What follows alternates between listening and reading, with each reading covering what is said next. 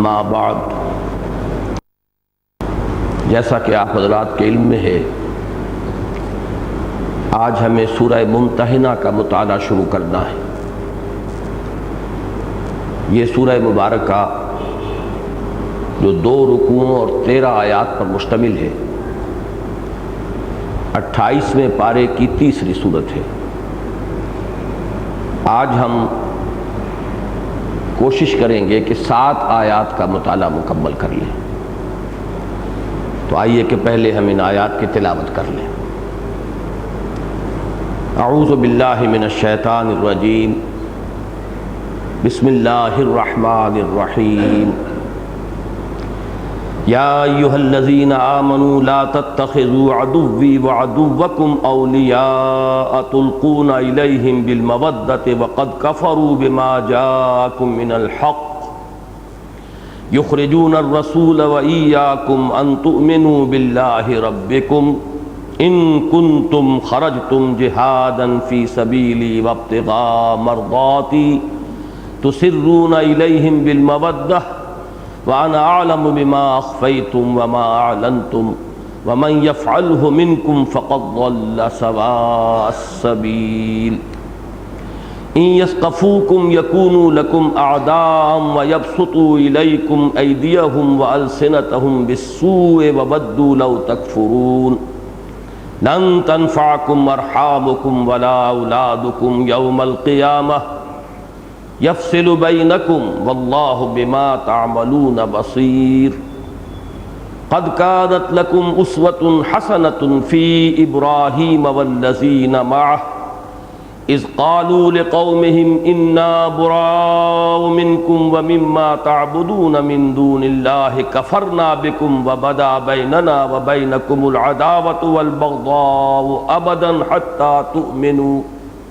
حتى تؤمنوا بالله وحده إلا قول إبراهيم لأبيه لأستغفرن لك وما أملك لك من الله من شيء ربنا عليك توكلنا وإليك أنبنا وإليك المصير ربنا لا تجعلنا فتنة للذين كفروا واغفر لنا ربنا إنك أنت العزيز الحكيم لقد كان لكم فيهم أسوة حسنة لمن كان يرجو الله واليوم الآخر ومن يتول فإن الله هو الغني الحميد عسى الله أن يجعل بينكم وبين الذين عاديتم منهم مودة والله قدير والله غفور رحيم صدق الله العظيم۔ رب اشرح لي صدري ويسر لي امري واحلل عقدة من لساني يفقهوا قولي۔ اللهم ربنا الهمنا رشدنا واعصمنا من شرور انفسنا۔ اللهم ارنا الحق حقا وارزقنا اتباعه وارنا الباطل باطلا وارزقنا اجتنابه آمین یا رب العالمین۔ چونکہ تقریباً 1.5 ماہ کا وقفہ درمیان میں آ گیا ہے، لہذا کچھ دوبارہ ذہن میں تازہ کرنا ہوگا کہ ہم اس وقت مصحف میں کس مقام پر ہیں۔ آپ میں سے اکثر حضرات کو اب یہ بات تو یاد ہو چکی ہوگی کہ قرآن حکیم کی 7 منزلیں تو وہ ہیں جن کا تعلق تلاوت سے ہے۔ 7 منزلیں تقریباً برابر حصے میں قرآن مجید منقسم ہے، تاکہ ایک منزل یا ایک حزب کی انسان اگر روزانہ تلاوت کر لے تو ہر ہفتے میں وہ قرآن مجید ختم کر لے۔ اس میں معانی یا مفاہیم کا کوئی لحاظ نہیں ہے، بلکہ اصل شے ہے کہ تقریباً برابر حصوں میں قرآن منقسم ہو جائے۔ البتہ یہ ضرور ہے کہ چونکہ یہ تقسیم جو ہے احزاب میں یا منزلوں میں یہ دور نبوی میں موجود تھی، دور صحابہ میں موجود تھی، لہذا اس میں بڑا حسن ہے، اور وہ حسن یہ ہے کہ ان میں صورتیں تقسیم نہیں کی گئیں۔ نمبر 1، پوری صورتیں شامل ہیں، یہ نہیں کہ بالکل برابر کرنے کے لیے جیسا کہ بعد میں جو پاروں کا معاملہ کیا گیا ہے، بڑا ظلم کیا گیا ہے قرآن مجید پر۔ یہ 30 پاروں میں جب تقسیم کیا گیا جس کا دور صحابہ میں کوئی ذکر ہمیں نہیں ملتا، اس میں صورتوں کو توڑ دیا گیا اور عجیب طریقے پر توڑا گیا ہے۔ لیکن یہ کہ یہ جو احزاب ہیں ان میں سورت کی کوئی فصیل نہیں ٹوٹتی، پوری پوری صورتیں ہیں، اور اس میں بھی ایک مزید حسن یہ ہے کہ سورہ فاتحہ کو علیحدہ کر دے، اس لیے کہ وہ پورے قرآن مجید کے لیے ایک تمہید اور دیباچے کی حیثیت رکھتی ہے، خود اپنی جگہ مکمل قرآن ہے۔ تو اس کے بعد پہلے حزب میں آپ کو 3 صورتیں ملیں گی، پھر 5، پھر 7، پھر 9، پھر 11، پھر 13۔ یہ بالکل ایک لیڈر ہے، سیڑھی ہے جو بنتی ہے۔ البتہ آخری حزب جو ہے حزب مفصل، اس میں 65 صورتیں ہیں۔ یہ ایک تقسیم ہے۔ دوسری تقسیم ہے مکی اور مدنی صورتوں کی، کہ 7 ہی حصوں میں قرآن مجید اس اعتبار سے منقسم ہے کہ پہلے چند ایک یا ایک سے زائد مکی صورتیں،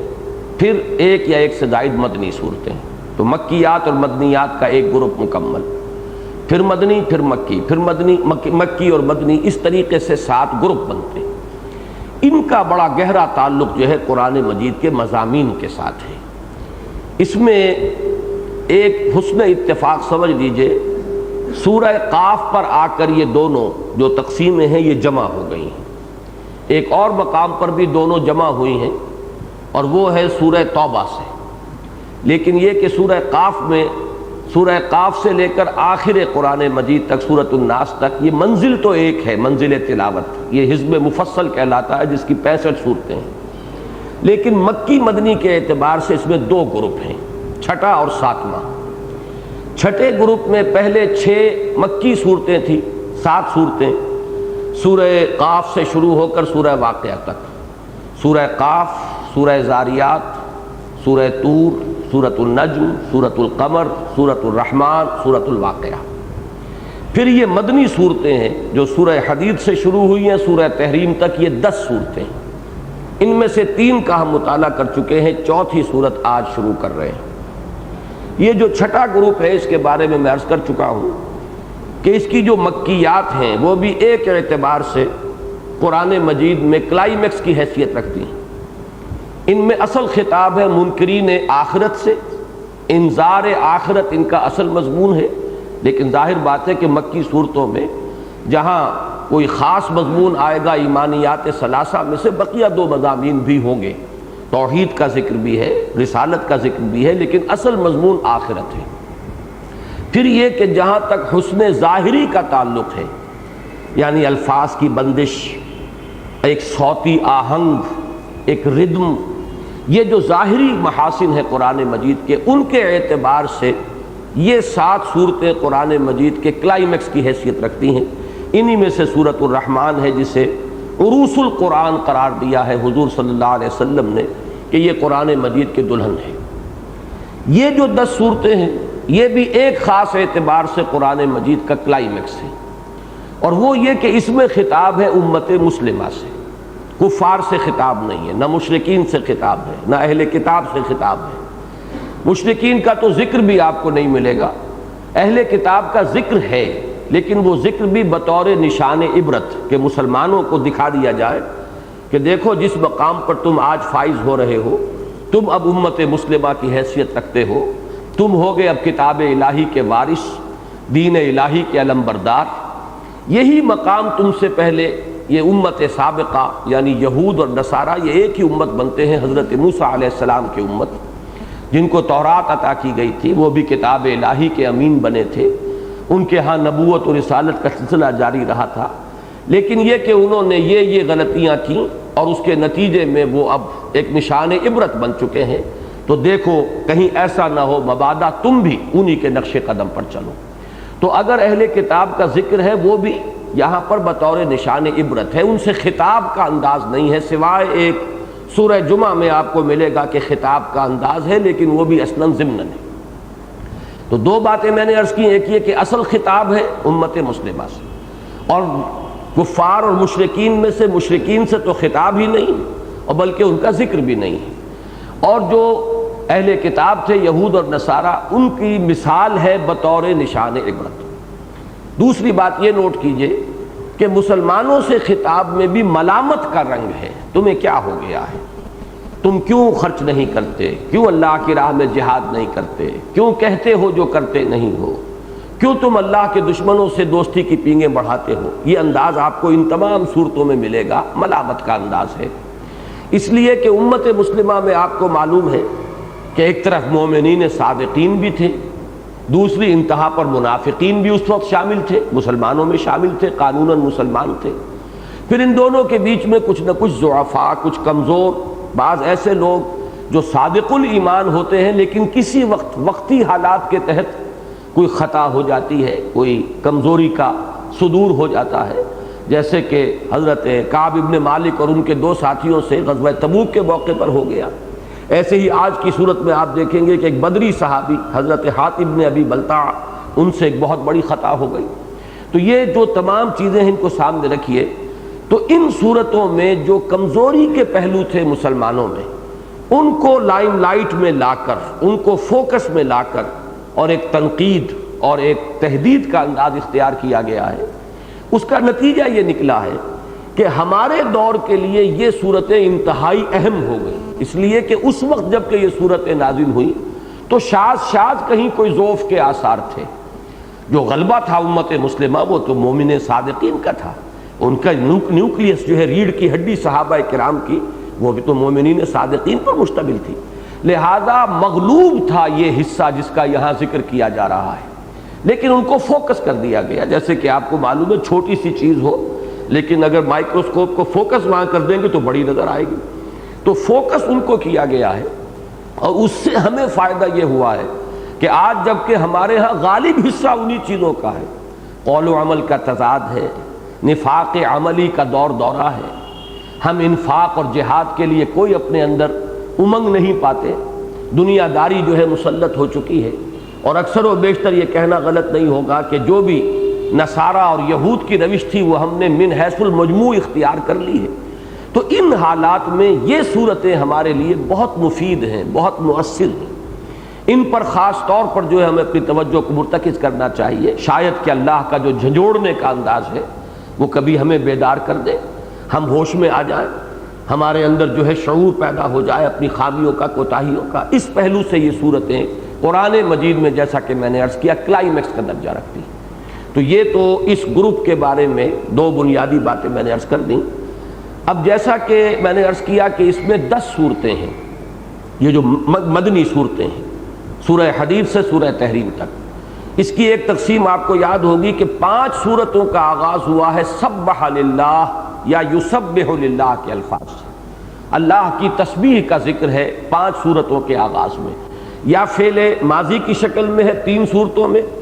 اور یا پھر فعل مضارع کی شکل میں ہے 2 صورتوں میں، سورہ حدید، سورہ حشر، سورہ صف، یہ فعل ماضی ہے سبح للہ، اور سورہ جمعہ اور سورہ تغابن یہ فعل مضارع یسبح للہ۔ باقی 5 صورتیں وہ ہیں کہ جن کا آغاز سادگی سے ہو گیا ہے، بغیر کسی تمہید کے، بغیر تسبیح کے، تو یہ 5 جمع 5 ہو گئی۔ اب ان میں بھی ایک عجیب تقسیم ہے، جوڑے بھی ہیں۔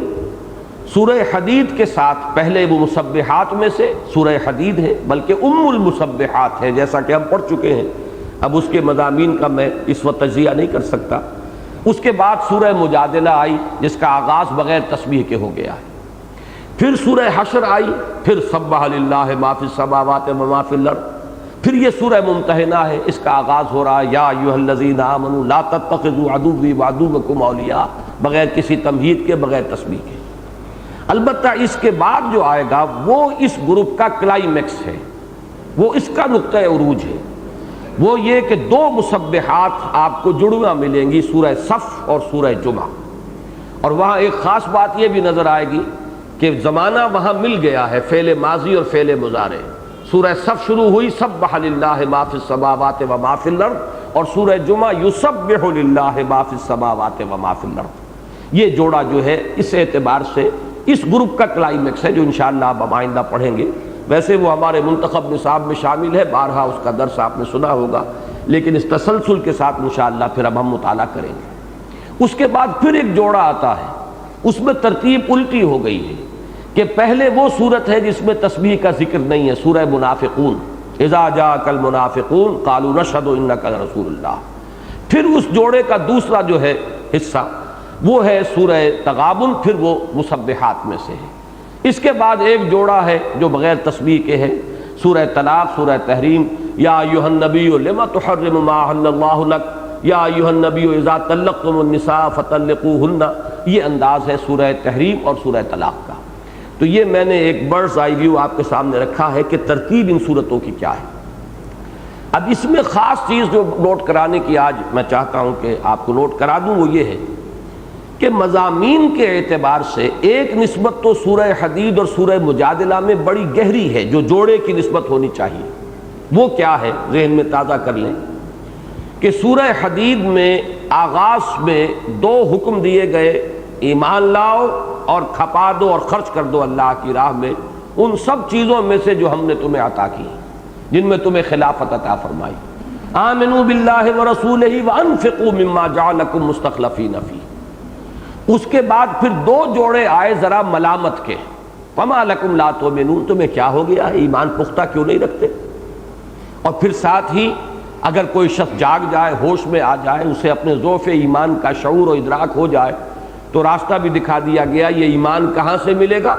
هو الذی ينزل على عبده آیات بینات لیخرجکم من الظلمات الی النور۔ اس کے بعد پھر وہی ایک زجر کا انداز، ڈانٹنے کا انداز، جھنجھوڑنے کا انداز، وما لکم الا تنفقوا فی سبیل اللہ وللہ میراث السماوات والارض، تمہیں کیا ہو گیا، اللہ کی راہ میں خرچ کیوں نہیں کرتے، کھپاتے کیوں نہیں ہو؟ اور اس کے بعد اس کی ترغیب و تشویق آ گئی، یہاں سے وہ صورت شروع ہوئی۔ اس کے بعد نفاق کا مضمون آیا کہ اگر اللہ کی راہ میں جان اور مال کھپانے سے دریغ کرو گے، اگر پہلوت ہی کرو گے، جان چراؤ گے تو اس کا نتیجہ کیا ہے؟ نفاق ہے۔ وہ مضمون بڑی وضاحت کے ساتھ آنے کے بعد پھر تدریجاً یہ کلائمیکس کو پہنچا ہے سورہ حدید کی آیت نمبر 25 میں کہ ہم نے جو رسولوں کو بھیجا، کتابیں نازل کی، رسولوں کو معجزے عطا کیے، میزان شریعت تمہیں عطا فرمائی، تو کس لیے؟ یہ ساری چیزیں ایکسرسائز ان فیوٹیلٹی نہیں ہیں، یہ کوئی ہماری ہابی نہیں تھی، یہ کوئی شغل نہیں تھا، بلکہ ان سب کا ایک ہدف ہے، ایک ٹارگٹ ہے۔ وہ ٹارگٹ کیا ہے؟ لِيَقُومَ النَّاسُ بِالْقِسْطِ، تاکہ لوگ عدل پر قائم ہوں۔ ایک نظام عدل اجتماعی قائم کرنا مقصود ہے۔ انزال کتب، بعثت انبیاء، بعثت رسل، ان سب کا ہدف کیا ہے؟ لَقَدْ أَرْسَلْنَا رُسُلَنَا بِالْبَيِّنَاتِ وَأَنزَلْنَا مَعَهُمُ الْكِتَابَ وَالْمِيزَانَ لِيَقُومَ النَّاسُ بِالْقِسْطِ، تاکہ لوگ عدل پر قائم ہوں۔ ظلم جس شکل میں بھی ہے، ایکسپلائٹیشن جس صورت میں بھی ہے، ریپریشن ہو رہا ہو، لوگوں کے حقوق غصب کر لیے ہوں، انسان کا حاکم بن کر بیٹھ گیا ہو، انسان مختلف طریقوں سے اپنے دوسرے ابنائے نو کا خون چوس رہا ہو، ان کی محنتوں میں سے ناجائز جو ہے حق وصول کر رہا ہو، ان کے حق تلف کر رہا ہو، یا انسانوں میں سے اعلیٰ اور ادنیٰ کی تقسیم کر کے بیٹھ جائیں کہ ایک پیدائشی طور پر نیچ ہے، کمینہ ہے، اور ایک پیدائشی طور پر اونچا ہے اور اعلیٰ ہے، وہ برہمن ہے، یہ سید ہیں، ادھر وہ شودر ہے، ادھر مصلی ہے۔ یہ ساری تقسیمیں بنیادی طور پر ظلم پر مبنی ہیں۔ ان تمام جو بھی صورتیں ہیں ظلم کی، ان کو ختم کرنا یہ مقصود ہے بعثت انبیاء، ارسال رسل، انزال کتب، اور جو شریعت کا نظام اور میزان عطا فرمائی اس کا۔ اب ظاہر بات ہے کہ عدل قائم کرنے اور ظلم کے خاتمے کے لیے ایک انقلابی جد و جہد کی ضرورت ہے، لہٰذا اس آیت میں اس انقلابی جد و جہد کے اپنی جو کلائمیکس ہوتا ہے، چوٹی، کہ وہ جو 6 سٹیپس میں بیان کرتا ہوں ان میں آپ کو معلوم ہے کہ 6واں سٹیپ جو ہے انقلابی پروسیس کا وہ آرمڈ کانفلکٹ ہے، مسلح تصادم۔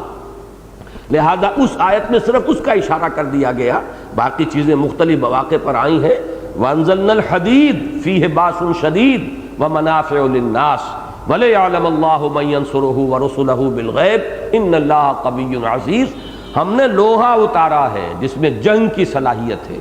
قوت حرب و ضرب ہے، اور یہ ہم چاہتے ہیں کہ دیکھیں کہ کون ہے ہمارے وفادار بندے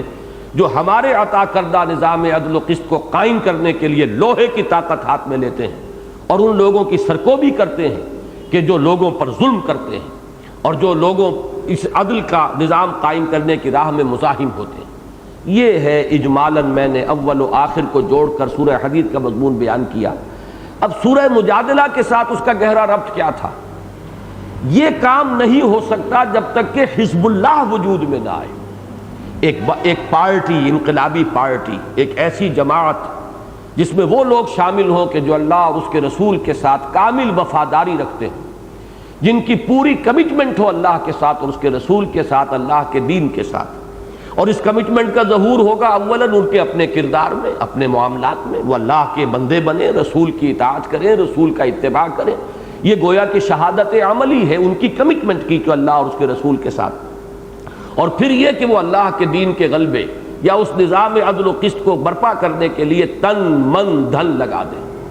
یہ حزب اللہ جو ہے، اس کا ایک خصوصی وصف یہ ہے کہ جو اس میں شامل ہوں وہ تمام خونی رشتے، تمام سابقہ دوستیاں، تمام سابقہ حلیفانہ تعلقات، میں نے 3 چیزیں گنوائی ہیں۔ خونی رشتہ اہم ترین ہوتا ہے، اس کے بعد دوستیاں ہوتی ہیں مختلف بنیاد پر، ذوق ہے، پسند ہے، مزاجوں کی ہم آہنگی ہے، دوستی ہے، اور تیسرے یہ کہ سیاسی اعتبار سے جن کے ساتھ کو حلیفانہ تعلقات تھے، ان تمام کے اوپر اگر وہ تیشہ نہیں چلا سکتے، ایمان کا تیشہ، کہ ایمان کی ضرب سے وہ ان رشتوں کو کاٹنے کے لیے تیار ہو جائیں، کہ اب ان کا اصل رشتہ ایمان کے ساتھ ہوگا، جو اللہ اور اس کے رسول کے ساتھ وفادار ہے اس سے دوستی ہوگی، اس سے محبت ہوگی، جو اللہ اور اس کے رسول کا باغی ہے، دشمن ہے، غدار ہے، اس کے ساتھ قطعاً دوستی نہیں ہوگی، محبت نہیں ہوگی، خواہ وہ باپ ہو، بیٹا ہو، بھائی ہو، کسے باشد، کتنے ہی اس کے ساتھ سابقہ تعلقات ہوں، کتنے ہی مراسم ہو، کتنی ہی دوستیاں ہوں، کتنے ہی حلیفانہ مراسم رہے ہوں، اگر یہ کام نہیں کر سکتے، یوں سمجھیے کہ یہ ایک پری کوالیفیکیشن ہے کہ اس کے بغیر تم کوالیفائی ہی نہیں کر سکتے لفظ حزب اللہ کے لیے، یہ ٹائٹل ہی تمہیں نہیں ملے گا۔ یہ ہے اصل میں سورہ مجادلہ کا اہم ترین مضمون، جس پر سورہ مجادلہ ختم ہوئی۔ تو سورہ حدید اور سورہ مجادلہ کے مابین یہ گہرا ربط ہے۔ لیکن ایک دوسرے اعتبار سے آپ دیکھیں گے تو سورہ حدید کی زیادہ جو مناسبت ہے وہ سورہ حشر کے ساتھ ہے، اس لیے بھی کہ مسبحات ہیں دونوں، اس لیے بھی میں نے عرض کیا ہے آج بھی، اسی لیے میں نے خاص طور پر حافظ صاحب سے کہا تھا کہ وہ سورہ حدید کا پہلا رکوع اور سورہ حشر کا آخری رکوع جو ہے مغرب کی نماز میں تلاوت کریں، کہ ان کا جو مضامین ہے اس کے اندر کس قدر گہری مناسبت ہے۔ ادھر 6 آیات میں اللہ تعالیٰ کی ذات و صفات کا بیان، ادھر آخری 3 آیات میں سورہ حشر کے اللہ تعالیٰ کے اسماء حسنہ کا سب سے بڑا گلدستہ، ادھر اس کے بعد جو ہے ایمان لاؤ اور انفاق کرو، وہاں کیا ہے اللہ کا تقوی اختیار کرو، 2 مرتبہ تقوی کا حکم۔ اب تقوی کا جیسا کہ میں نے اس سے پہلے بھی عرض کیا، ایک سلبی پہلو ہوتا ہے بچنا معصیت سے، اللہ کے حکم کو توڑنے سے، اور ایک اثباتی پہلو ہے تقوی کا، آگے بڑھ کر اللہ کے لیے اپنا تن من دھن لگانا۔ وہ انداز سورہ حدید میں ہے، یہاں وہ سلبی پہلو لے لیا گیا۔ پھر یہ کہ یہاں بھی فرمایا گیا کہ اگر ایمان میں تمہیں ذوق محسوس ہو رہا ہے تو یہ آیات بینات ہم نے اسی لیے تو نازل کی ہیں اپنے بندے پر صلی اللہ علیہ وسلم، اس میں غوطہ زنی کرو، اس سے وہ ایمان حقیقی تمہیں حاصل ہوگا۔ یہی بات سورہ حشر کے آخر میں فرما دی گئی، لو انزلنا ھذا القرآن علی جبل لرأیتہ خاشعا متصدعا من خشیۃ اللہ۔ اسی طرح جو مابعد الطبیعیات کے موضوع ہے، فلسفے کا، اس کا چوٹی کا مضمون جو ہے حقیقت وجود، اس پر سورہ حدید کے جو آیت نمبر 3 ہے، هو الاول والآخر والظاہر والباطن، اور جو فلسفے کی ایک دوسری شاخ ہے نفسیات انسانی، اس کے اعتبار سے چوٹی کی آیت ہے سورہ حشر کے جو آخری رکوع میں ہے، وَلَا تَكُونُوا كَالَّذِينَ نَسُوا اللَّهَ فَأَنسَاهُمْ أَنفُسَهُمْ أُولَٰئِكَ هُمُ الْفَاسِقُونَ۔ تو پہلا رکوع سورہ حدید کا اور آخری رکوع سورہ حشر کا انتہائی مشابہت ہے اور مناسبت ہے، مضامین کی ترتیب عکسی ہے۔ اب دیکھیے یہاں تک بات ہوئی ہے کہ سورہ حدید شروع ہوئی سبح للہ ما فی السماوات والارض سے، اور سورہ حشر ختم ہوئی یسبح لہ ما فی السماوات والارض وہو العزیز الحکیم۔ بالکل وہاں کا جو ابتدائیہ ہے یا اختتام ہو رہا ہے، صرف اس فرق کے ساتھ کہ وہاں فعل ماضی ہے، یہاں فعل مضارع ہے۔ تو یہ میں نے صرف اشارہ کیا ہے کہ مضامین کے اعتبار سے یہاں پر جو وہ جوڑوں کی تقسیم اس سے پہلے ہم دیکھتے آئے ہیں قرآن مجید میں، یہاں وہ ایک اضافی شان کے ساتھ ہے کہ ایک پہلو سے سورہ حدید کا جوڑا جو ہے سورہ مجادلہ ہے، ایک دوسرے پہلو سے سورہ حدید کا جوڑا جو ہے وہ بنتا ہے سورہ حشر، ایک پہلو سے سورہ حشر کا جوڑا ہے سورہ ممتحنہ، لیکن ایک اعتبار سے سورہ مجادلہ کے ساتھ مناسبت ہے سورہ ممتحنہ کی، بلکہ ایسے محسوس ہوتا ہے کہ جس مضمون پر سورہ مجادلہ ختم ہوئی ہے اسی مضمون سے سورہ ممتحنہ شروع ہوئی ہے، ان دونوں کے مابین بڑا گہرا ربط ہے۔ اب اس چیز کے بعد آخری بات تمہیداً میں یہ عرض کروں گا کہ میں بار بار آج لفظ استعمال کر رہا ہوں کلائمیکس، کہ اس پہلو سے یہ مقام کلائمیکس ہے، اور بارہا میں نے یہ اصطلاح استعمال کی ہے کہ قرآن مجید میں بہت سے مضامین بتکرار و اعادہ آئے ہیں، بہت سے مقامات پر آئے، لیکن ہر مضمون پر کوئی ایک مقام جو ہے وہ اس کے نقطہ عروج، اس کے کلائمیکس کی حیثیت رکھتا ہے۔ تو اب ایک مضمون جس کے اعتبار سے سورہ ممتحنہ کلائمیکس کا درجہ رکھتی ہے، وہ مضمون پہلے ذہن میں اب تازہ کر لیں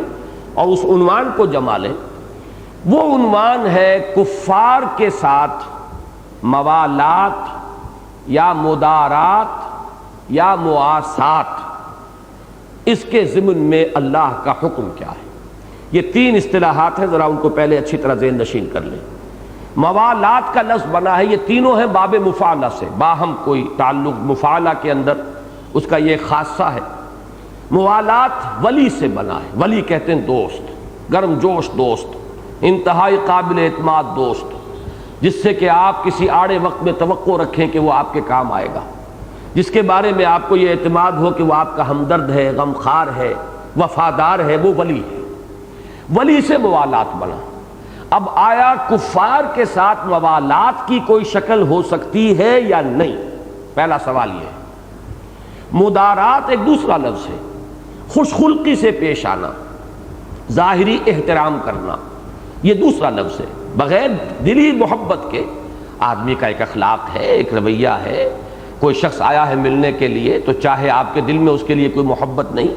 بلکہ ہو سکتا ہے کہ نفرت بھی ہو، لیکن آپ کے لیے ایک خوش خلقی کا تقاضا یہ ہوگا کہ آپ اس سے ملیں تو اچھے انداز میں ملیں، حسن اخلاق کے ساتھ ملیں۔ کسی وقت یہ بھی ہو سکتا ہے کہ اس میں کسی درجے میں کوئی تصنع بھی شامل ہو جائے، یہ میں ابھی بعد میں عرض کروں گا۔ یہ مدارات کہلاتا ہے، ایک ضرورت کے تحت اس میں تصنع بھی ہو سکتا ہے۔ وہ تصنع کا لفظ اگرچہ بڑا ثقیل آپ کو نظر آئے گا، لیکن یہ کہ میں یہی چاہتا ہوں کہ بات کو اچھی طرح سمجھ لیں، اور جب تک کوئی لفظ ذرا پنچ کرنے والا سامنے نہ آئے تو کسی مضمون کا جو اصل ہے، کرکس آف دی میٹر، وہ سامنے نہیں آتا۔ تیسرا لفظ ہے مواسات۔ مواسات ہے باہمی ہمدردی، یعنی یہ کہ کفار میں کوئی غریب ہے، بھوکا ہے، پیاسا ہے، آیا ہمیں اس کی حاجت روائی کرنی چاہیے یا نہیں، کسی بھی اعتبار سے اس کے لیے کوئی بھلائی، خیر، کوئی ضرورت اس کی پوری کرنا، یہ مواسات ہے، باہمی ہمدردی۔ تو یہ تین عنوانات ہیں، موالات، مدارات، مواسات۔ اب ان تینوں کے ضمن میں حکم کیا ہے؟ تو پہلے تو یہ نوٹ کر لیجئے کہ علماء کرام نے قرآن مجید کے بہت سے مقامات کا استقصاء کر کے، احصاء کر کے جو نتیجہ نکالا ہے وہ یہ ہے کہ نمبر ایک، کفار کے ساتھ موالات سرے سے خارج از بحث، دلی محبت، دلی تعلق، ولایت باہمی کا رشتہ قلبی گہرائی کے ساتھ، یہ ایمان کے منافی ہے۔ ایمان کی غیرت اور ایمان کی حمیت کی نفی ہو جائے گی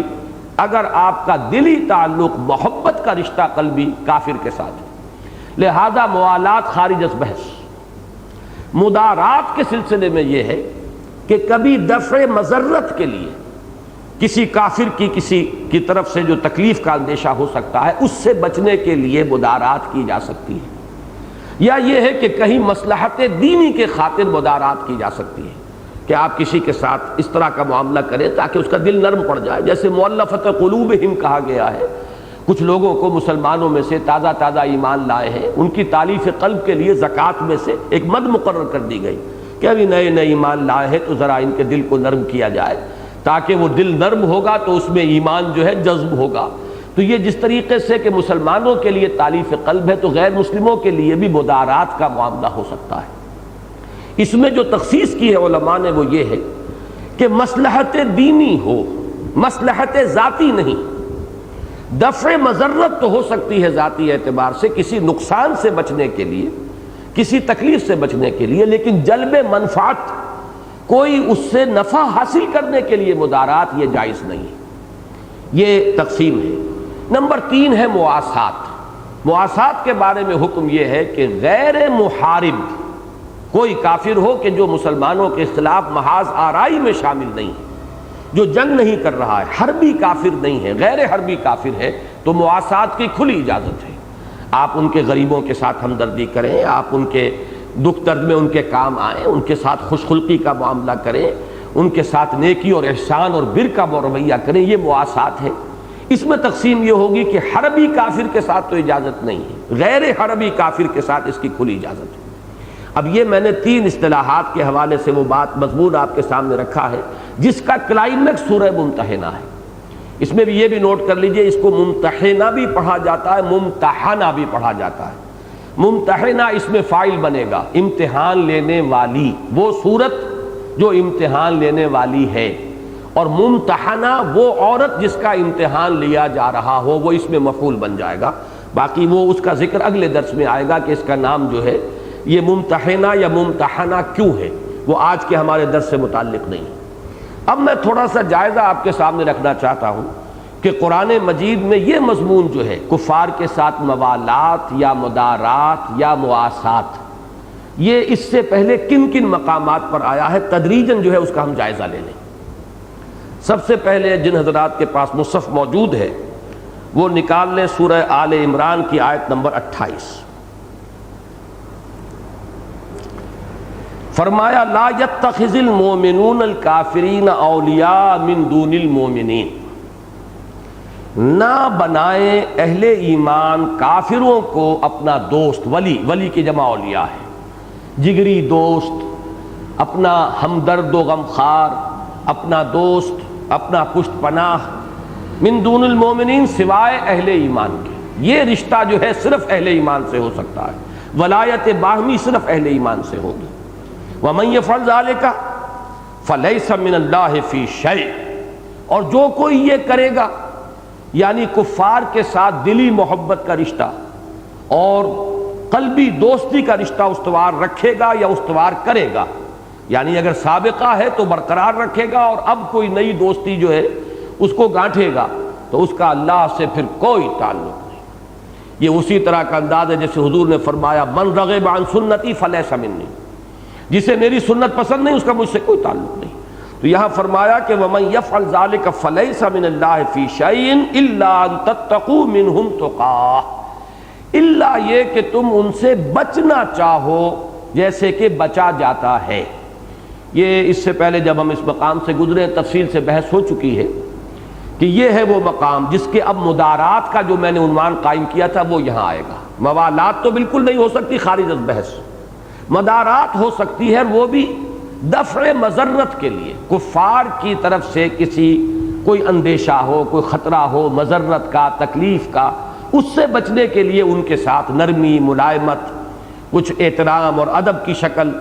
کچھ ان کے ساتھ خوش خلقی کی شکل اختیار کی جائے، جو میں نے مدارات کے عنوان کے تحت آپ کے سامنے رکھی، اس کی اجازت ہے۔ تو چونکہ لفظ تتقوا آیا ہے، تم بچو، اسی میں یہ بات آ گئی کہ یہ دفع مضرت کے لیے تو ہو سکتا ہے لیکن جلب منفعت کے لیے نہیں ہو سکتا۔ کفار سے کوئی نفع حاصل کرنے کے لیے ان کے ساتھ جو ہے وہ چاپلوسی کے روش اختیار کرنا یہ جائز نہیں۔ نمبر 2 یہ کہ اسی مقام سے اصل میں اہل تشیع نے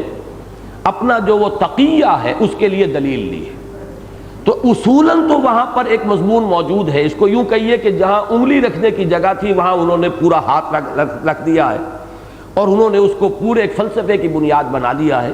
تو ذہن میں یہ رکھیے کہ اس کی اجازت اگر ہے، نمبر 1 تو دفع مضرت کے لیے ہے، جلب منفعت کے لیے نہیں۔ نمبر 2 یہ ہے بہرحال رخصت، عزیمت نہیں ہے، اس کو دین کا فلسفہ نہیں بنایا جا سکتا، یہ رخصت ہے، کمزور طبقے کے لیے اجازت ہے۔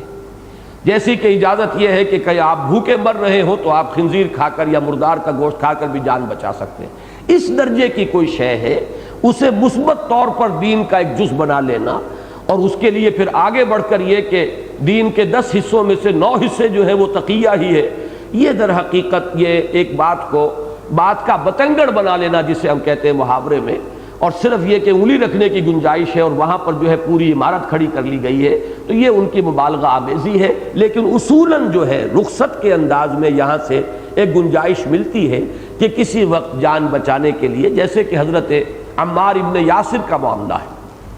یہ 3 افراد پر مشتمل گھرانہ تھا، حضرت یاسر، ان کی اہلیہ حضرت سمیہ اور ان دونوں کے صاحبزادے حضرت عمار۔ ابو جہل نے شدید ترین ایذائیں انہیں پہنچائی۔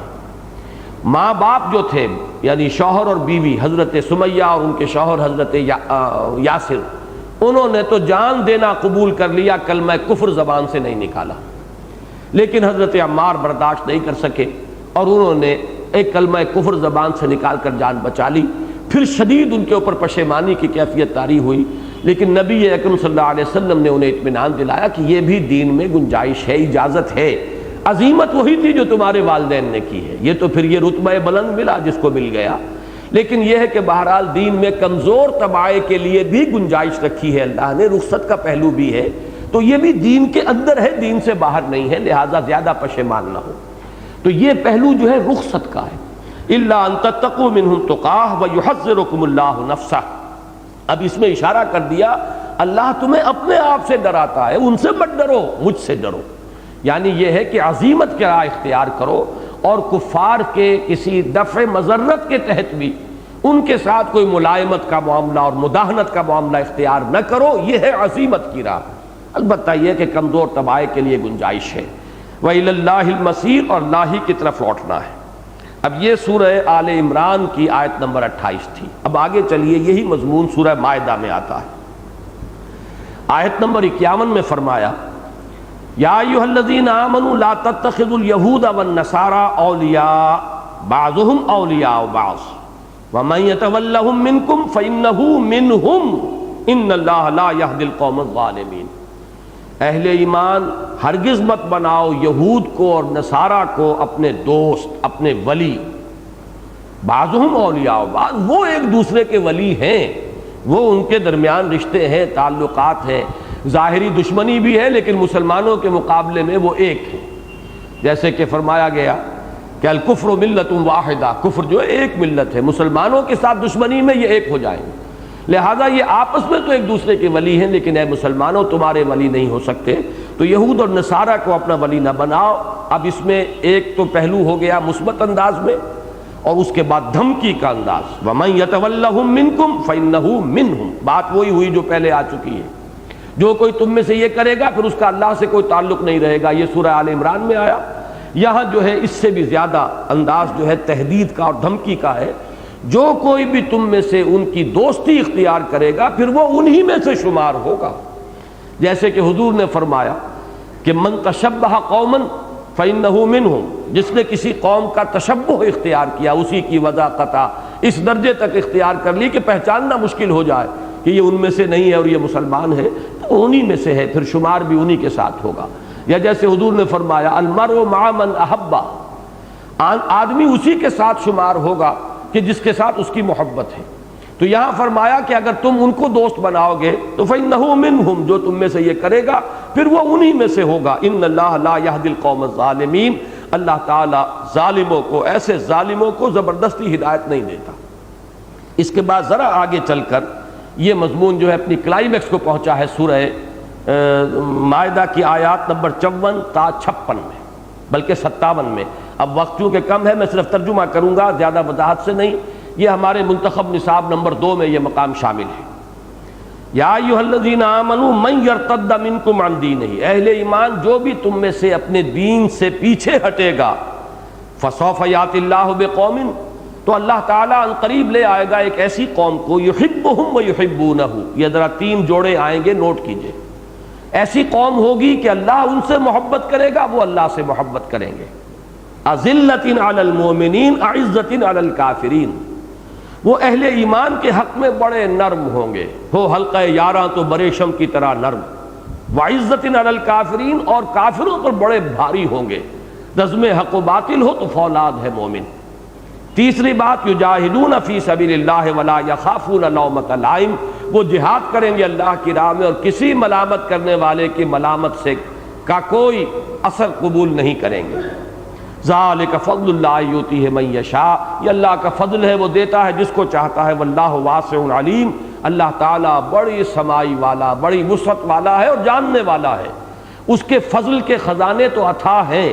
لیکن وہ دیتا ہے جس کو اس کا اہل سمجھتا ہے، فضل میں سے عطا اسی کو کرتا ہے اپنے علم کامل کی بنیاد پر۔ اب وہ مضمون آ گیا، انما ولیکم اللہ ورسولہ والذین آمنوا، اہل ایمان اس بات کو جان لو، تمہارا ولی، تمہارا دوست اولاً تو اللہ ہے، حقیقتاً تو اللہ ولی الذین آمنوا یخرجہم من الظلمات الی النور۔ نمبر دو، ورسولہ، اس کے رسول ہیں صلی اللہ علیہ وسلم، وہ تمہارے ولی ہیں، تمہارے دوست ہیں، تمہارے خیر خواہ ہیں، جیسے سورہ توبہ کے آخر میں آیا ہے حریص علیکم بالمؤمنین رؤوف الرحیم، اور جو چیز تم پر مشکل والی ہو وہ ان پر بڑی بھاری گزرتی ہے، وہ ان پر عنتم والی بات جو ہے کہ وہ ان پر بڑی بھاری گزرتی ہے، شاق گزرتی ہے۔ اس کے بعد تیسرے درجے میں پھر اہل ایمان ہے، والذین آمنوا الذین یقیمون الصلاۃ ویؤتون الزکاۃ وہم راکعون، ان اہل ایمان کی شان یہ ہے نماز قائم کرتے ہیں، زکوٰۃ ادا کرتے ہیں جھک کر۔ یہ ہے درجہ بدرجہ ولایت قلبی جو ہے، دوستی اللہ سے، اللہ کے رسول سے اور اہل ایمان سے۔ اب اسی کو دوبارہ فرمایا وَمَن يَتَوَلَّ اللَّهَ وَالرَّسُولَهُ وَالَّذِينَ آمَنُوا فَإِنَّ حِزْبَ اللَّهِ هُمُ الْغَالِبُونَ، جان لو کہ جو یہ شکل اختیار کر لے گا کہ اس کی قلبی دوستی اور اس کی دلی محبت صرف اللہ سے ہو اور اس کے رسول سے ہو اور اہل ایمان سے ہو، تو جان لو کہ پھر یہی حزب اللہ ہیں، یہ کوالیفائی کر لیتے ہیں ٹائٹل حزب اللہ کا، اور جان لو کہ حزب اللہ ہی پھر غالب ہونے والی ہے۔ اس کے بعد پھر فرمایا یا ایھا الذین آمنوا لا تتخذوا الذین اتخذوا دینکم ہزوا ولعبا من الذین اوتوا الکتاب من قبلکم والکفار اولیاء، اہل ایمان ہرگز مت بناؤ کفار جو ہیں اہل کتاب میں سے، جنہیں کتاب دی گئی تم سے پہلے، انہیں اپنا دوست نہ بناؤ جو تمہارے دین کا استہزاء کرتے ہیں، مذاق اڑاتے ہیں۔ واتقوا اللہ ان کنتم مؤمنین، اللہ کا تقوی اختیار کرو اگر تم مومن۔ تو یہ سورہ مجادلہ کا جو ہم نے پچھلی مرتبہ پڑھا تھا، وہ جو پڑھ چکے ہیں عنقریب اس پر آ جائیے۔ سورہ مجادلہ کی 2 آیات،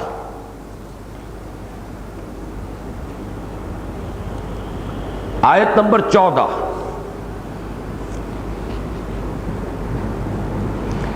الم تر الی الذین تولوا قوما غضب اللہ علیہم ما هم منکم ولا منہم ویحلفون علی الکذب وہم یعلمون، کیا تم نے دیکھا نہیں ان لوگوں کو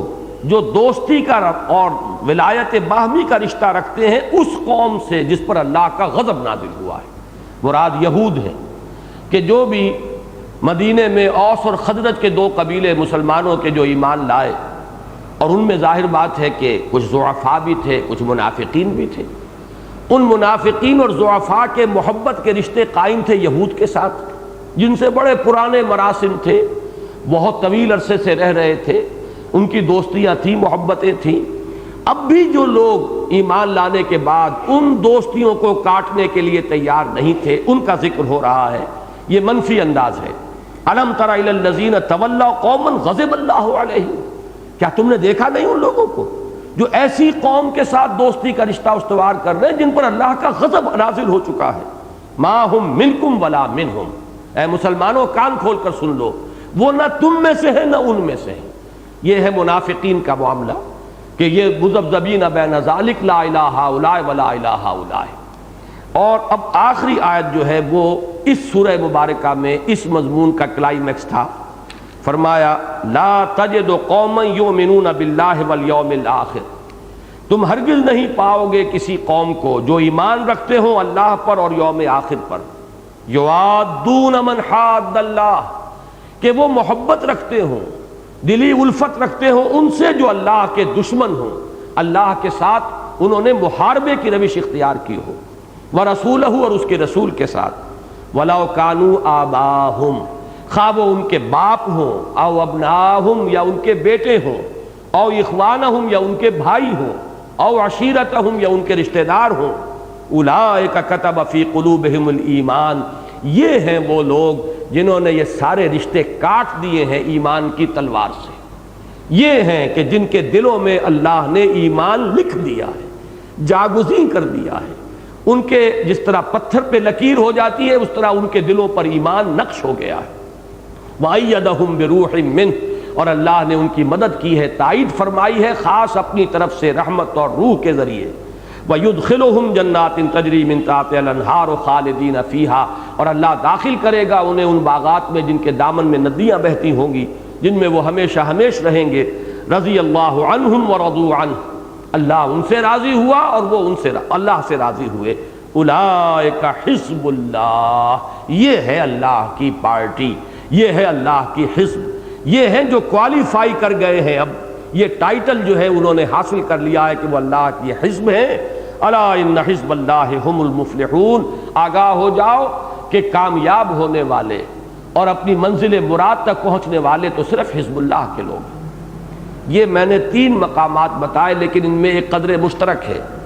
اور وہ یہ ہے کہ ان میں خاص طور پر مخاطب کون ہے؟ نصارہ، مدینے کے مسلمان، اور ان میں کن کی دوستی کی طرف اشارہ کیا جا رہا ہے؟ یہود کی، کیونکہ یہود وہاں پر آباد تھے، 3 قبیلے موجود تھے، ان کے حلیفانہ تعلقات تھے، دوستیاں تھیں۔ یہود کی دشمنی جو ہے وہ بالکل ازہر من الشمس تھی۔ اب ظاہر بات ہے کہ اس کے باوجود کسی اوسی یا خزرجی نے ان کے ساتھ اگر کوئی تعلق برقرار رکھا ہے تو گویا کہ اس کے ایمان کی نفی ہو گئی۔ اب میں 2 مقامات، بلکہ ایک تو پہلے، اور اب سورہ جب ہم پڑھیں گے ممتحنہ تو وہ بات واضح ہو کر سامنے آ جائے گی۔ معاملہ مہاجرین کا جو ہے قرآن مجید میں یا تو سورہ توبہ میں آیا ہے، اور یا پھر یہ سورہ ممتحنہ میں جو آج ہمیں پڑھنا ہے۔ سورہ توبہ کا مقام میں چاہتا ہوں کہ آپ دیکھ لیں۔ سب سے پہلے تو آیت 8 تا 10، یہ یاد ہوگا آپ حضرات کو، ابھی دورہ قرآن میں بھی ہم اس تجزیے کو دہرا چکے ہیں کہ سورہ توبہ میں رکوع نمبر 2 اور رکوع نمبر 3 ان کا زمانہ نزول ہے فتح مکہ سے متصلا قبل، جبکہ حضور صلی اللہ علیہ وسلم مکے کی طرف پیش قدمی کا ارادہ فرما رہے تھے، اور اس وقت ظاہر بات ہے کہ مہاجرین پر اب یہ مرحلہ بڑا کڑا آ گیا تھا۔ اب تک جتنی بھی تنقیدیں ہوئی تھیں وہ تھیں مدینے کے مسلمانوں میں سے جو لوگ یہود کے ساتھ تعلق رکھتے تھے۔ اس نقطے کو اچھی طرح سمجھ لیجئے۔ ظاہر بات ہے کہ مہاجرین کا معاملہ تھا ہی نہیں، وہ تو آئے ہیں مکے سے ہجرت کر کے، یہاں کسی سے دوستیاں ان کی ہیں ہی نہیں، یہاں کوئی مراسم نہیں، یہود سے ان کے کوئی دیرینہ مراسم نہیں، کوئی حلیفانہ تعلقات نہیں۔ لہذا یہ سورہ آل عمران کی آیت، سورہ مائدہ کی آیات، سورہ مجادلہ کی آیات جو ہے، ان میں روح سخن کن کی طرف ہے؟ مدینے کے مسلمان انصار، اور ان میں کن کی دوستی سے روکا گیا؟ یہود کی دوستی سے۔ لیکن یہ مرحلہ جو اب آ رہا تھا، حضور اب اقدام فرمانے والے تھے مکے کی طرف۔ مکے میں کون لوگ آباد تھے؟ مہاجرین کے رشتہ دار، ان کے کنبے، ان کے قبیلے، ان کے رشتہ دار، بعض کے اہل و عیال وہیں تھے، ان سے اگرچہ تعلقات منقطع ہو گئے لیکن بہرحال رشتہ داریاں تھیں ابھی تک۔ اسی سورہ مبارکہ میں، سورہ ممتحنہ میں آخری حکم دیا گیا ہے کہ رشتہ مناکحت ختم کیا جا رہا ہے۔ کوئی مسلمان اب کسی کافرہ مشرکہ کو اپنے نکاح میں نہیں رکھ سکتا، اور کوئی مسلمان خاتون کسی کافر یا مشرک کے نکاح میں نہیں رہ سکتی۔ یہ دوسرا جو حصہ ہم پڑھیں گے اگلی مرتبہ اس کا مضمون ہے۔ لیکن یہ کہ تاحال تو وہ رشتے برقرار تھے۔ پھر یہ کہ رشتے وہ مناکحت والے ختم ہو گئے ہوں، بہرحال ان کے چچا، ان کے تایا، ہو سکتا ہے بہت سو کے والدین وہ وہاں موجود ہوں، کنبے تھے، قبیلے تھے۔ تو اب ایک امتحان آ گیا ہے مہاجرین کے لیے۔ ان کو جب یہ نظر آ رہا ہے کہ اب چڑھائی ادھر ہونی ہے، تو دل میں ایک طرح کی ہچکچاہٹ، طبیعت کے اندر وہ جو فطری ایک رشتہ داری کا ایک احساس تھا، اس کی وجہ سے ہچکچاہٹ تھی۔ وہ ہچکچاہٹ جو ہے آپ نے سورہ توبہ میں اس کے 2 اور 3 رکوع کے اندر پڑھی ہوگی۔ میں اس کی طرف چند آیات کی طرف اشارہ کر رہا ہوں۔ آیت نمبر 8 تا 10، یہ یہاں پر جو ہچکچاہٹ تھی مسلمانوں میں مکے کے خلاف اور مشرکین قریش کے خلاف فائنل اقدام کرنے میں، اب اس کو ان آیات کے بین السطور میں دیکھیے۔ کیف وَإِن يَظْهَرُوا عَلَيْكُمْ لَا يَرْقُبُوا فِيكُمْ إِلًّا وَلَا ذِمَّةً، اے مسلمانوں کیسے، کیوں تم اتنے ہچکچا رہے ہو، کیوں ان کے خلاف اقدام کرنے میں تمہیں پس و پیش ہو رہا ہے؟ حالانکہ اگر وہ تم پر غلبہ پالیں، کہیں وہ تم پر قابو پالیں، تو تمہارے معاملے میں نہ قرابت کا لحاظ رکھیں گے، نہ کسی عہد کا لحاظ رکھیں گے۔ یہ تم اپنے دل میں محسوس کر رہے ہو کہ ہم نے ان سے ایک صلح بھی کی تھی، حدیبیہ کی صلح ہو گئی تھی، دوبارہ صلح کیوں نہ کر لی جائے، خام خواہ کیوں خوریزی جو ہے اس کا راستہ اختیار کیا جائے، کیوں ہم اس طریقے سے چڑھ کر جائیں، مبادا بہت بڑی خونریزی ہو جائے۔ اب دل میں جو کچھ ہے وہ تو اللہ جانتا ہے، لیکن کہنے میں جو آ رہا تھا وہ یہ کہ صلح بہتر ہے جنگ سے، اور نمبر دو یہ کہ بہرحال یہ مکے کے متولی ہیں، کعبے کے متولی ہیں، حاجیوں اور عمرہ کرنے والوں کی خدمات کرتے ہیں۔ یہ پورا مضمون جو ہے یہ دوسرا اور تیسرا رکوع سورہ توبہ کا، اس کو ذہن میں رکھیے۔ فرمایا کیف وَإِن يَظْهَرُوا عَلَيْكُمْ لَا يَرْقُبُوا فِيكُمْ إِلًّا وَلَا ذِمَّةً يُرْضُونَكُمْ بِأَفْوَاهِهِمْ، اے مسلمانوں یہ تمہیں راضی کرنا چاہتے صرف اپنی باتوں سے، اپنے منہوں سے، وَتَابَ قُلُوبُهُمْ، ان کے دل انکاری ہیں، وہ تم سے کوئی دلی محبت نہیں رکھتے، وَأَكْثَرُهُمْ فَاسِقُونَ، اور ان میں سے اکثر جو ہے فاسق ہیں، نافرمان ہیں۔ آگے چل کر فرمایا آیت نمبر 10 میں لا يرقبون فی مومن الا ولا ذمہ، کسی مومن کے بارے میں یہ لوگ نہ کسی قرابت کا پاس کریں گے نہ کسی عہد کا لحاظ رکھیں گے، واولئک هم المعتدون، اور یہی ہیں حد سے تجاوز کرنے والے اور زیادتی کرنے والے۔ یہ ترغیب ہے مکے کے خلاف اور قریش کے خلاف اقدام کی۔ اس کے بعد آیت نمبر 24 جو ہے وہ پھر میں عرض کر رہا ہوں وہی لفظ آ رہا ہے کہ چوٹی ہے اس اعتبار سے اس مضمون کی۔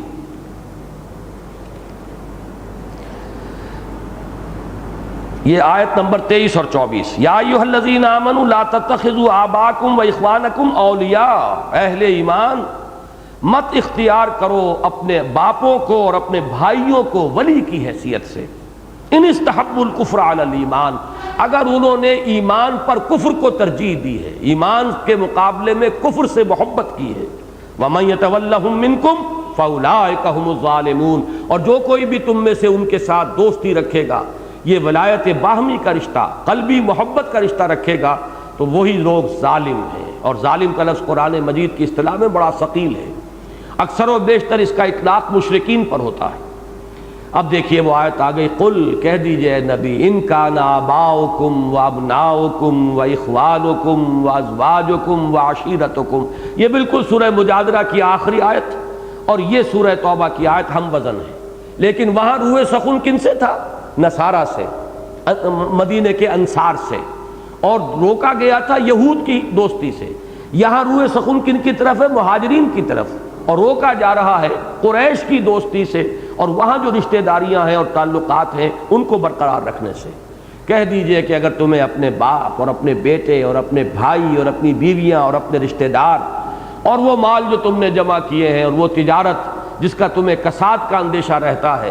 اور وہ مکان جو تم نے بنائے ہیں، اگر یہ محبوب تر ہیں اللہ سے اور اس کے رسول سے اور اللہ کی راہ میں جہاد کرنے سے، فَتَرَبَّصُوا حَتَّىٰ يَأْتِيَ اللَّهُ بِأَمْرِهِ، تو جاؤ انتظار کرو یہاں تک کہ اللہ تعالیٰ اپنا فیصلہ سنا دے، اور اللہ ایسے لوگوں کو وَاللَّهُ لَا يَهْدِي الْقَوْمَ الْفَاسِقِينَ، ایسے فاسقوں کو ہدایت نہیں دیتا۔ اس کا ہم مضمون ہے معاملہ کہ جو سورہ ممتحنہ کا ہے، اس لیے کہ سورہ ممتحنہ کا بھی زمانہ نزول بالکل وہی ہے جو سورہ توبہ کے ان دو رکوعوں کا ہے، دوسرے اور تیسرے رکوع کا۔ یہ صلح حدیبیہ کے بعد اور فتح مکہ سے قبل نازل ہوئی، اور اس کا جو پس منظر ہے ان آیات کا جو آج ہم پڑھ رہے ہیں وہ ایک خاص واقعہ ہے۔ وہاں تو یہ فرمایا گیا کہ اقدام سے کیوں ہچکچا رہے ہو، یہ سورہ توبہ کی آیات میں۔ یہاں ایک واقعہ پیش آ گیا کہ جب حضور صلی اللہ علیہ وسلم نے تیاری شروع کر دی، صلح حدیبیہ توڑی تھی، خود حلیف تھے قریش کے قبیلہ، قریش نے خود نہیں توڑی تھی، قریش کا حلیف ایک قبیلہ تھا اس نے توڑ دی۔ اب ظاہر بات ہے مسلمانوں کا ایک حلیف قبیلہ تھا، اس پر اس نے حملہ کیا۔ اب حضور صلی اللہ علیہ وسلم نے ان کے سامنے آپشن رکھی کہ یا تو مجرموں کو ہمارے حوالے کرو یا خون بہا ادا کرو یا ان سے تعلق توڑ لو، تمہارا حلیفی کا رشتہ پھر ہم اسے نبٹ لیں گے۔ قریش اس کے لیے تیار نہیں ہوئے، انہوں نے کہا صلح ہماری ختم۔ اب جب صلح ختم ہو گئی تو حضور صلی اللہ علیہ وسلم نے اب فائنل جو ہے، فائنل اسالٹ کہہ لیجئے، فائنل اقدام کہہ لیجئے، قریش کے خلاف آخری اقدام کے لیے تیاریاں شروع کر دی۔ اب جب یہ تیاریاں شروع ہوئی تو بعض وہ صحابہ جن کے رشتہ دار وہاں تھے، ان کے اہل و عیال وہاں تھے، اب انہیں اندیشہ ہوا کہ کوئی بہت بڑی خوریزی ہو سکتی ہے، اور خوریزی ہوگی تو وہ گندم کے ساتھ گھن بھی پس جائے گا۔ جو وہاں پر ہمارے رشتہ دار ہیں، اہل و عیال ہیں، ان میں جیسا کہ ہم پڑھ چکے ہیں، یہ سورہ فتح کے اندر مضمون آ چکا، بعض اہل ایمان بھی تھے، ایسے ضعیف اہل ایمان کہ یا تو ان کے اندر اتنی ہمت اور جرت نہیں تھی کہ وہ ہجرت کر لیں، یا ان کے لیے ممکن ہی نہیں تھا، نہ انہیں راستہ معلوم، نہ ان کے پاس کوئی سفر کے ذرائع موجود، تو اس کی وجہ سے وہ ہجرت کرنے سے قاصر تھے۔ تو یہ مختلف ملے جلے جو ہے احساسات تھے بعض مسلمانوں کے۔ اب ان میں سے بہت سے تو مسلمان وہ تھے کہ جن کے قبیلے وہاں تھے، انہیں یہ اندازہ تھا کہ قبائلی عصبیت ہوتی ہے تو ہمارے اہل و عیال کو وہاں جو قبائلی تعلق ہے اس کی وجہ سے انہیں ایک پروٹیکشن حاصل ہو جائے گا۔ حضرت حاتب ابن ابی بلتع ایک صحابی ہیں اور بدری صحابی ہیں۔ ان کا معاملہ یہ تھا کہ وہ قرشی نہیں تھے، بلکہ جیسے کہ مکے میں کچھ اور لوگ آ کر آباد ہو گئے مختلف مواقع پر قریش کے حلیف ہو کر، ویسے ہی ان کا خاندان بھی تھا۔ جیسے کہ میں نے آج ذکر کیا ہے، حضرت عمار ابن یاسر اور حضرت یاسر اور حضرت سمیہ یہ بھی قرشی نہیں تھے، یہ بھی حضرت یاسر آئے تھے یمن سے اور آ کر آباد ہوئے تھے مکے میں، اور وہ بھی حلیف تھے قریش کے۔ اسی طرح حضرت حاتب ابن ابی بلتع کا خاندان تھا۔ اب یہ جب ایمان لے آئے اور مہاجر ہو کر آ گئے مدینے میں تو ان کا خاندان وہیں رہا۔ ظاہر بات ہے کسی خاندانی پروٹیکشن کا وہاں کوئی سوال نہیں تھا ان کے اہل و عیال کے لیے۔ اب انہیں ایک خیال آیا کہ میں اگر قریش پر ایک احسان کر دوں، میں اطلاع دے دوں کہ محمد الرسول اللہ صلی اللہ علیہ وسلم تمہارے خلاف اب چڑھائی کی تیاریاں کر رہے ہیں، تو میرے اس احسان کی وجہ سے وہ میرے اہل و عیال کے ساتھ حسن سلوک کریں گے، انہیں ایک طرح کی پروٹیکشن حاصل ہو جائے گی۔ لہٰذا انہوں نے ایک خاتون جو آئی ہوئی تھی وہیں سے مکے سے چل کر آئی تھی حضور سے کچھ مالی مدد لینے کے لیے، حضور نے یہاں سے کچھ مالی مدد کا اہتمام کیا، وہ واپس جا رہی تھی، اس کو خط دے دیا حضرت حاتب نے ابی بلتع نے۔ اس خط میں یہ لکھا ہوا تھا قریش کے بعض سرداروں کے نام، اور وہ پورے جذبہ ایمانی کے ساتھ کہ محمد صلی اللہ علیہ وسلم اگر تنہا بھی تم پر حملہ آور ہوں گے تب بھی تم مقابلہ نہیں کر سکو گے، اس لیے کہ وہ اللہ کے رسول ہیں، اللہ کی مدد ان کے ساتھ ہے۔ لیکن یہ ہے کہ وہ تو اب پوری تیاری بھی کر رہے ہیں۔ اب ظاہر بات ہے کہ بیچ میں یہ بات تھی کہ یہ اطلاع ملے گی تو وہ میرا احسان مانیں گے، اور احسان کے نتیجے میں حل جزاء الاحسان الا الاحسان، تو میرے اہل و عیال کے ساتھ حسن سلوک کریں گے۔ حضور صلی اللہ علیہ وسلم کو اللہ تعالیٰ نے وحی کے ذریعے سے اطلاع دے دی کہ اس طرح کا معاملہ ہو رہا ہے، اس لیے کہ جنگی اسٹریٹجی کے اعتبار سے تو یہ بہت بڑی غلطی، بہت بڑی خطا، بلکہ یہ کہ لفظ اگر استعمال کیا جائے بہت بڑا جرم تھا، اس لیے کہ اگر پیشگی انہیں اطلاع ہو جاتی اور وہ بھی تیاری کرتے تو بہت بڑی خوریزی ہوتی۔ حضور کا جو مقصد تھا وہ یہ تھا کہ آپ ایک سرپرائز دیں تاکہ قریش کو تیاری کا موقع نہ ملے اور وہ ہتھیار ڈال دیں، مغلوبیت اختیار کر لیں۔ اسی میں اس بات کی توقع ہو سکتی تھی کہ کم سے کم خوریزی ہو۔ یہ تو یقین تھا کہ حضور کو صلی اللہ علیہ وسلم اللہ تعالیٰ فتح عطا فرمائے گا، قوت اتنی تھی۔ اب قریش کے اندر اب یہ امکان نہیں تھا، ان کے اندر دم نہیں تھا کہ وہ مقابلے میں آ سکتے، لیکن اگر پہلے سے اطلاع مل جاتی، اپنے حلیفوں کو بلا لیتے، جمع کر لیتے، کچھ تو کرتے، اس صورت میں خوریزی بہت ہو جاتی۔ جبکہ حضور جو پلان کر رہے تھے اس میں کم سے کم خوریزی کے ساتھ جو اصل ہدف تھا اس کو اچیو کرنے کا امکان تھا۔ اب یہ معاملہ جب ہوا تو حضور صلی اللہ علیہ وسلم نے حضرت علی رضی اللہ تعالیٰ عنہ، حضرت زبیر رضی اللہ تعالیٰ عنہ اور حضرت مقداد ابن اسود رضی اللہ تعالیٰ عنہ، ان تین کو بھیجا اور فرما دیا کہ مکے کی راہ میں فلاں جگہ پر تمہیں ایک عورت ملے گی، اس کے پاس ایک خط ہے، وہ لے آؤ۔ یہ تینوں حضرات وہاں پہنچے، عورت مل گئی۔ انہوں نے کہا کہ وہ خط جو تمہارے پاس ہے وہ دے دو۔ اس نے صاف انکار کیا، میرے پاس کوئی خط نہیں ہے۔ تلاشی بھی جس حد تک کسی عورت کی لی جا سکتی ہے وہ لی گئی، تو بھی اس کا خط نہیں برآمد ہوا۔ حضرت علی نے پھر دھمکی دی رضی اللہ تعالیٰ عنہ، تمہارے پاس خط لازماً موجود ہے، ہمیں محمد الرسول اللہ صلی اللہ علیہ وسلم نے اس کی خبر دی ہے، وہو صادق المصدوق، ان کی دی ہوئی خبر غلط نہیں ہو سکتی۔ اب اگر تم سیدھے طریقے سے وہ خط ہمارے حوالے نہیں کرو گی تو ہم تمہیں ننگا کر کے تمہاری تلاشی لیں گے۔ اس دھمکی کا اثر ہوا، اس نے اپنی چوٹی کے اندر گوندھا ہوا تھا وہ خط، وہ وہاں سے نکال کر اس نے حوالے کر دیا۔ حضور کے پاس وہ خط آ گیا۔ اب حضور نے حضرت حاتب کو بلایا کہ حاتب یہ کیا حرکت ہے؟ انہوں نے بہت ہی لجاجت کے ساتھ عرض کیا، حضور میرے بارے میں کوئی آپ شبہ نہ کریں، نہ میں مرتد ہوا ہوں، نہ اللہ اور اس کے رسول کے خلاف کوئی خیانت کا میرا ارادہ ہے۔ معاملہ صرف یہ تھا کہ باقی جتنے بھی حضرات ہیں مہاجرین، ان کے تو رشتہ دار وہاں موجود ہیں تو انہیں خاندانی پروٹیکشن بھی کسی نہ کسی درجے میں حاصل ہے، میرا وہاں کوئی نہیں، میرا کسی کے ساتھ تعلق نہیں،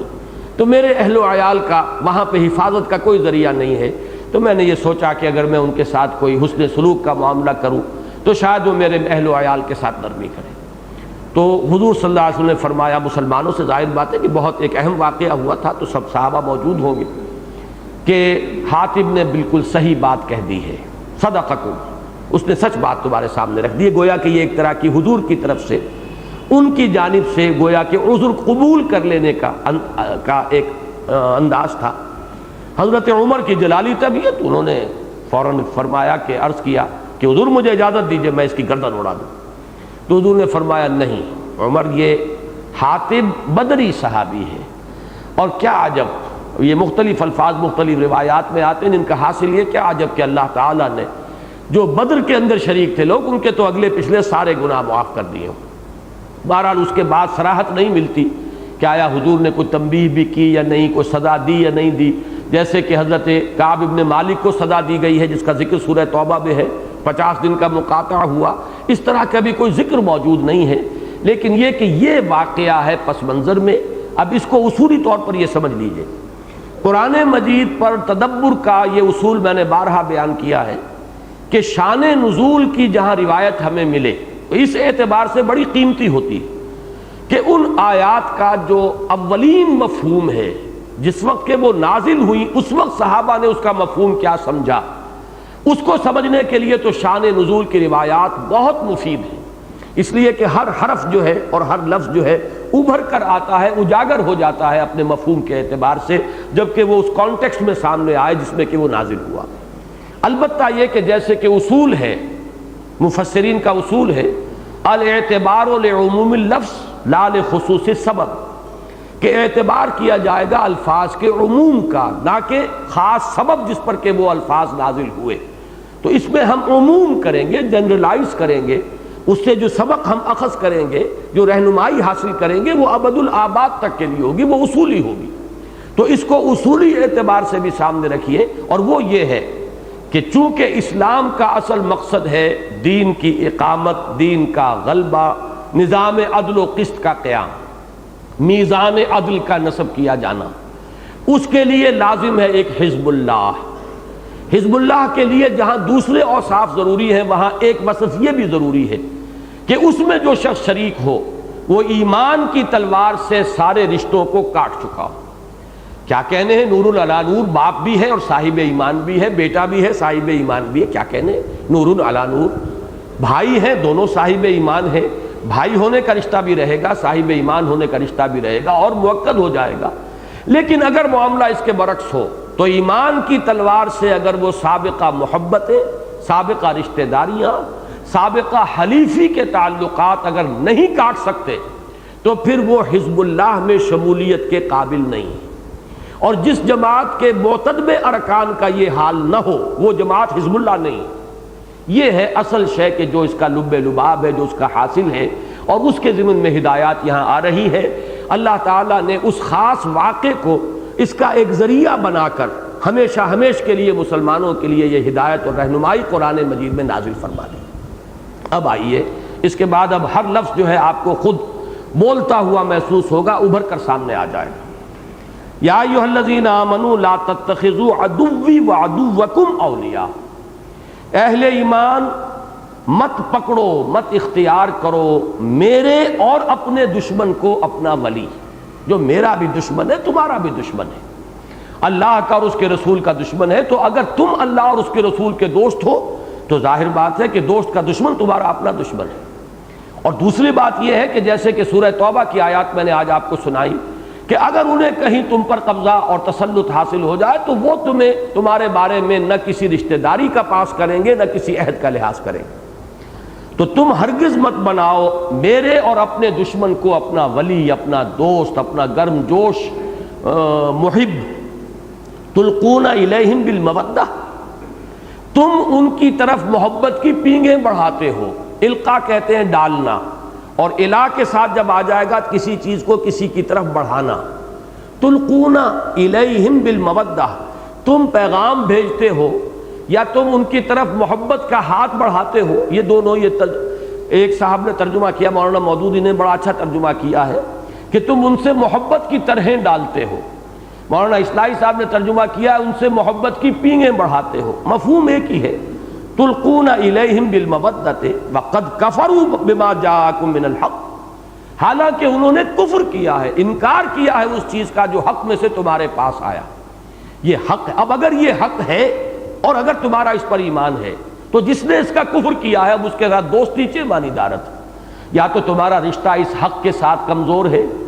یا اس حق پر تمہارا یقین مستحکم نہیں ہے۔ ان دو کے سوا کوئی تیسرا امکان نہیں ہے کہ جنہوں نے اس حق کا انکار کیا ہو اس کے ساتھ تمہاری دلی محبت اور قلبی دوستی کا تعلق برقرار رہ جائے۔ یخرجون الرسول وایاکم،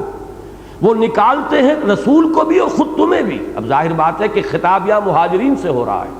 کہ ان کا حال یہ ہے کہ انہوں نے مکے سے نکالا محمد کو صلی اللہ علیہ وسلم اور خود تمہیں مجبور کیا ان تؤمنوا باللہ ربکم، صرف اس جرم کی پاداش میں کہ تم ایمان رکھتے ہو اپنے رب پر، اللہ پر ایمان لائے ہو، اور تو کوئی جرم تمہارا نہیں تھا۔ تو جو لوگ اس درجے گر گئے ہو کہ محض اس جرم کی پاداش میں کہ تم اللہ واحد پر ایمان لائے ہو، اگر وہ تمہیں اپنے شہروں سے نکالنے پر آمادہ ہو گئے اور انہوں نے عرصہ حیات تم پر تنگ کر دیا، تو اب کیسے ممکن ہے کہ تمہاری غیرت ایمانی اور حمیت دینی تمہیں اجازت دے کہ تم ان کے ساتھ دوستی کی پینگیں بڑھاؤ؟ ان کنتم خرجتم جہادا فی سبیلی وابتغاء مرضاتی۔ اس آیہ مبارکہ میں بھی تقدیم و تاخیر کا معاملہ ہے۔ اگر آپ اس کی پیرافریز کرنا چاہیں گے تو یوں سمجھیے کہ یہ الفاظ شروع میں آئے ہیں، یا ایھا الذین آمنوا ان کنتم خرجتم جہادا فی سبیلی وابتغاء مرضاتی فلا تتخذوا عدوی وعدوکم اولیاء تلقون الیہم بالمودہ۔ اہل ایمان، اگر تم واقعتاً نکلے ہو میری راہ میں جہاد کرنے کی غرض سے اور میری رضا حاصل کرنے کے لیے، تو یہ طرز عمل تمہارا مناسب نہیں۔ اس کا یہ مطلب نہ سمجھیے کہ مہاجرین کے بارے میں کسی شک اور شبہ کا اظہار کیا جا رہا ہے یا ان کی نیتوں پر حملہ کیا جا رہا ہے، بلکہ اسلوب تو بظاہر شرطیہ ہے، لیکن حقیقت میں انداز یہ ہے کہ جب تمہارا حال یہ ہے کہ تم نے اپنے گھر بار چھوڑے، مکے کو خیر بات کہا، اور کہا صرف اس لیے کہ تم میری راہ میں جہاد کرو، اللہ کے دین کے غلبے کی جد و جہد کے لیے جو تمہیں اللہ نے ایک بیس عطا کر دیا ہے مدینہ منورہ میں، وہاں اپنی پوری قوتوں کو جمع کرو، مجتمع کرو، تاکہ وہاں سے ایک اقدام کر سکو بھرپور انداز میں۔ اور جبکہ واقعتاً تمہارے پیش نظر صرف میری رضا ہے، مرضاتی، میری رضا کی تلاش میں اور اس کے حصول کے لیے تم نے یہ سب کچھ کیا ہے، تو اب اس رویے کا کوئی مناسبت نہیں ہے اس کی تمہارے ان جذبے کے ساتھ۔ یہ گویا کہ ایک تشویق کا ایک انداز ہے کہ یہ کام جو تم کر رہے ہو یہ تمہاری اس شان کے ساتھ مناسبت نہیں رکھتی، جسے ہم کہتے ہیں تمہارے شایان شان نہیں۔ ان کنتم خرجتم جہادا فی سبیلی وابتغاء مرضاتی۔ اب اس کے بعد پھر وہی، چونکہ میں نے عرض کیا نا کہ یہ الفاظ ترکیب میں شروع میں لے آئیں گے تو بات بالکل واضح ہو جائے گی۔ تسرون الیہم بالمودہ،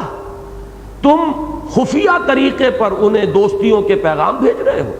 اب یہاں خاص طور پر نوٹ کیجئے کہ یہ تو حضرت حاتب بن ابی بلتع کا جو واقعہ ہے اس پر گویا کہ ایگزیکٹلی فٹ بیٹھنے والے الفاظ ہیں۔ تسرون، خفیہ طریقے پر، الیہم بالمودہ، اپنی دوستی اور محبت کا انہیں اطمینان دلانے کے لیے خفیہ پیغام رسانی کر رہے ہو۔ وانا اعلم بما اخفیتم وما اعلنتم، حالانکہ میں خوب جانتا ہوں جو کچھ کہ تم چھپاتے ہو اور جو کچھ کہ تم ظاہر کرتے ہو۔ تمہارا ایمان تو مجھ پر ہے، تمہیں یقین ہے کہ میں علیم بذات الصدور ہوں،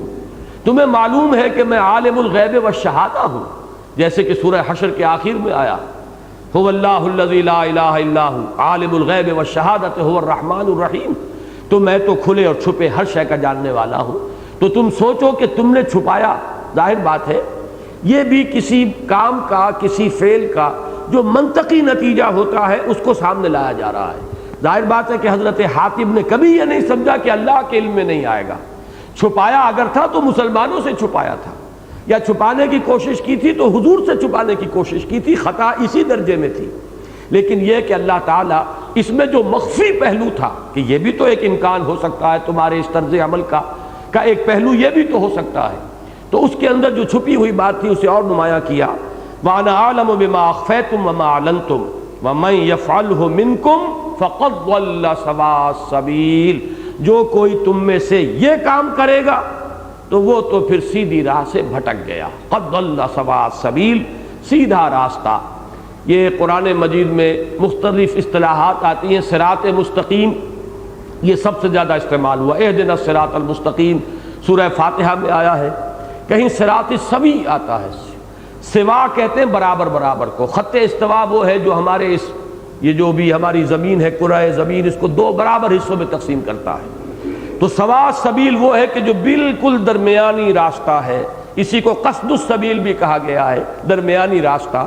تو صراط السوی، سوا سبیل، قصد السبیل، صراط مستقیم، یہ سب در حقیقت ایک ہی اس درمیانی اور سیدھے راستے کی تعبیر کے لیے الفاظ ہیں. تو فرمایا کہ جو کوئی یہ کام کرے گا وہ پھر اس سوا سبیل سے بھٹک گیا، اس کے قدم جو ہے اس سے ڈگمگا گئے. ان یثقفوکم، اے مسلمانوں یہ بالکل وہ مضمون آ رہا ہے جو سورہ توبہ کی آیات میں آپ کو سنا چکا ہوں. اور میں نے عرض کیا تھا سورہ توبہ کی وہ آیات اور سورہ ممتحنہ کی یہ آیات یہ اس اعتبار سے بہت ایک دوسرے کے مفہوم پر روشنی ڈالنے والی ہے کہ دونوں کا زمانہ نزول ایک ہے، دونوں میں اصل خطاب مہاجرین سے ہے، اور دونوں کو روکا گیا ہے مشرکین مکہ ان کے لوگوں کے ساتھ کسی دوستی اور محبت کے تعلق کو قائم رکھنے سے. ان یثقفوکم، اگر وہ تمہیں پا جائیں کہیں، جیسے کہ وہاں فرمایا کہ اگر وہ تم پر غلبہ پا جائیں، قابو پا جائیں، یکونوا لکم اعداء، وہ تو تمہارے دشمن ہوں گے، تمہارے پر جو بھی وہ اپنی دشمنی نکال سکیں گے نکالیں گے. وَيَبْسُطُوا إِلَيْكُمْ أَيْدِيَهُمْ، اور وہ اپنے ہاتھ بڑھائیں گے تمہاری طرف، یعنی تمہیں ضرر پہنچانے کے لیے، نقصان پہنچانے کے لیے. وہ اپنے ہاتھ جو ہے روکیں گے نہیں بلکہ ہاتھ بڑھائیں گے. وَأَلْسِنَتَهُمْ، اپنی زبانیں بھی کھول دیں گے تمہیں تکلیف پہنچانے کے لیے، کوفت پہنچانے کے لیے، ذہنی اذیت پہنچانے کے لیے. بالسوء، برائی کے ساتھ اپنی زبانوں کو بھی کھلا چھوڑ دیں گے اور برے ارادے کے ساتھ اپنے ہاتھ بھی آگے بڑھائیں گے. وَوَدُّوا لَوْ تَكْفُرُونَ، اور وہ تو اس پر تلے ہوئے ہیں، ان کی تو آخری کوشش یہی ہے کہ تمہیں بھی وہ کفر کے راستے پر لے آئیں، تمہیں مرتد کر لیں. دیکھیے اس سے جڑ گیا وہ ربط اس کا جو سورہ مائدہ کی آیات میں نے آپ کو سنائی. یا ایھا الذین آمنوا من یرتد منکم عن دینہ، ان کے ساتھ اگر تم نے محبت کے رشتے رکھے تو گویا کہ یہ بھی ارتداد کی طرف ایک راستہ ہے، یہ پوٹینشل ڈینجر ہے کہ یہ تمہیں اس راستے سے یہ پھر ارتداد کے راستے کی طرف لے آئیں گے. لن تنفعکم ارحامکم ولا اولادکم، ہرگز تمہیں کوئی نفع نہیں پہنچائیں گے، نہ تمہارے رحمی رشتے. یہ رحمی رشتے ہیں، بہن بھائی جو ہے والدین پر جا کر جڑ جاتے ہیں رحمی رشتے میں. پھر یہ کہ چچا زاد تایا زاد بھائی یہ جو ہے دادا دادی پر جا کر رحمی رشتے میں منسلک ہو جاتے ہیں. تو کنبے، قبیلے، رشتہ داریاں، یہ سب کیا ہیں؟ یہ رحمی رشتے ہیں. لن تنفعکم ارحامکم، نہ تو تمہیں تمہارے رحم فائدہ پہنچائیں گے یعنی رحمی رشتے. ولا اولادکم، اور ان میں سب سے زیادہ جو مضبوط رشتہ شمار ہوتا ہے اولاد کا، نہ تمہیں تمہاری اولاد کوئی فائدہ پہنچا سکے گی یوم القیامہ، قیامت کے دن. یہ یوم القیامہ یہاں پر آیا ہے اس انداز میں جسے معانقہ کہتے ہیں قرآن مجید کی اصطلاح میں. اس سے پہلے بھی آپ دیکھیں گے 3 نقطے لگے ہوئے ہیں، اور قیامہ کے بعد بھی جیم پر 3 نقطے ہیں. یہ علامت ہوتی ہے اس بات کی کہ یوم القیامہ جو ہے سابق کے ساتھ بھی جڑ سکتا ہے، اور یوم القیامہ جو ہے آگے جو آ رہا یفصل بینکم اس کے ساتھ بھی جڑ سکتا ہے. یعنی اس آیت کو پڑھنے کے 2 طریقے ممکن ہیں. لن تنفعکم ارحامکم ولا اولادکم یوم القیامہ، یفصل بینکم علیحدہ ہو جائے گا. اور دوسرا طریقہ یہ ہوگا لن تنفعکم ارحامکم ولا اولادکم یوم القیامت یفصل بینکم. تو یوم القیامت دونوں کے ساتھ جڑ سکتا ہے. قیامت کے دن نہ تمہارے رحمی رشتے تمہیں فائدہ پہنچائیں گے، نہ تمہاری اولاد تمہارے حق میں مفید ہوگی. یا یوں کہیے کہ قیامت کے دن وہ تمہارے درمیان فیصلہ کر دے گا. یوم القیامت یفصل بینکم. اور یہاں 2 ترجمے کیے گئے، دونوں صحیح ہیں. فصل کے معنی فیصلہ کرنا بھی ہے، فصل خصومات، مقدمے کا فیصلہ کرنا، جھگڑوں کا فیصلہ کرنا، اور فصل جو ہے علیحدہ کر دینا بھی ہے. تو یفصل بینکم، اللہ تعالیٰ جدائی ڈال دے گا تمہارے مابین. یہ ساری محبتیں یہیں دھری رہ جائیں گی. الاخلاء بعضهم، جو قریب ترین دوست ہیں اس دنیا میں وہ ایک دوسرے کے دشمن ہو جائیں گے، الا المتقون، سوائے متقیوں کے.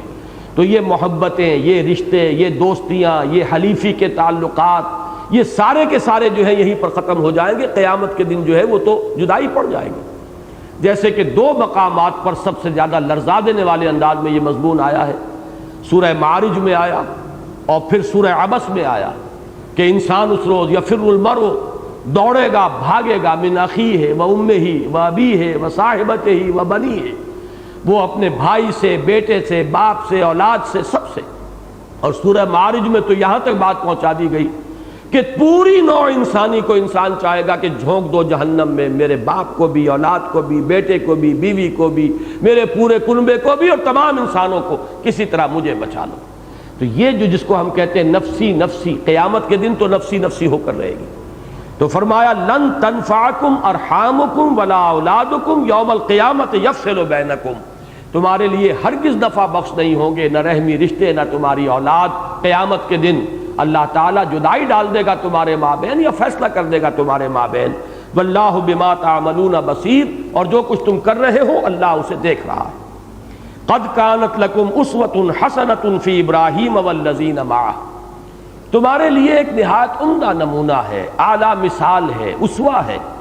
حضرت ابراہیم اور ان کے ساتھیوں میں۔ اس سے معلوم ہوتا ہے کہ حضرت ابراہیم علیہ السلام کے ساتھ کچھ نہ کچھ لوگ تھے کہ جو ان کے ساتھ ایمان لائے تھے، اور ظاہر بات ہے حضرت لوط کا تو ہمیں علم ہے، اور حضرت لوط کے بارے میں حضور نے فرمایا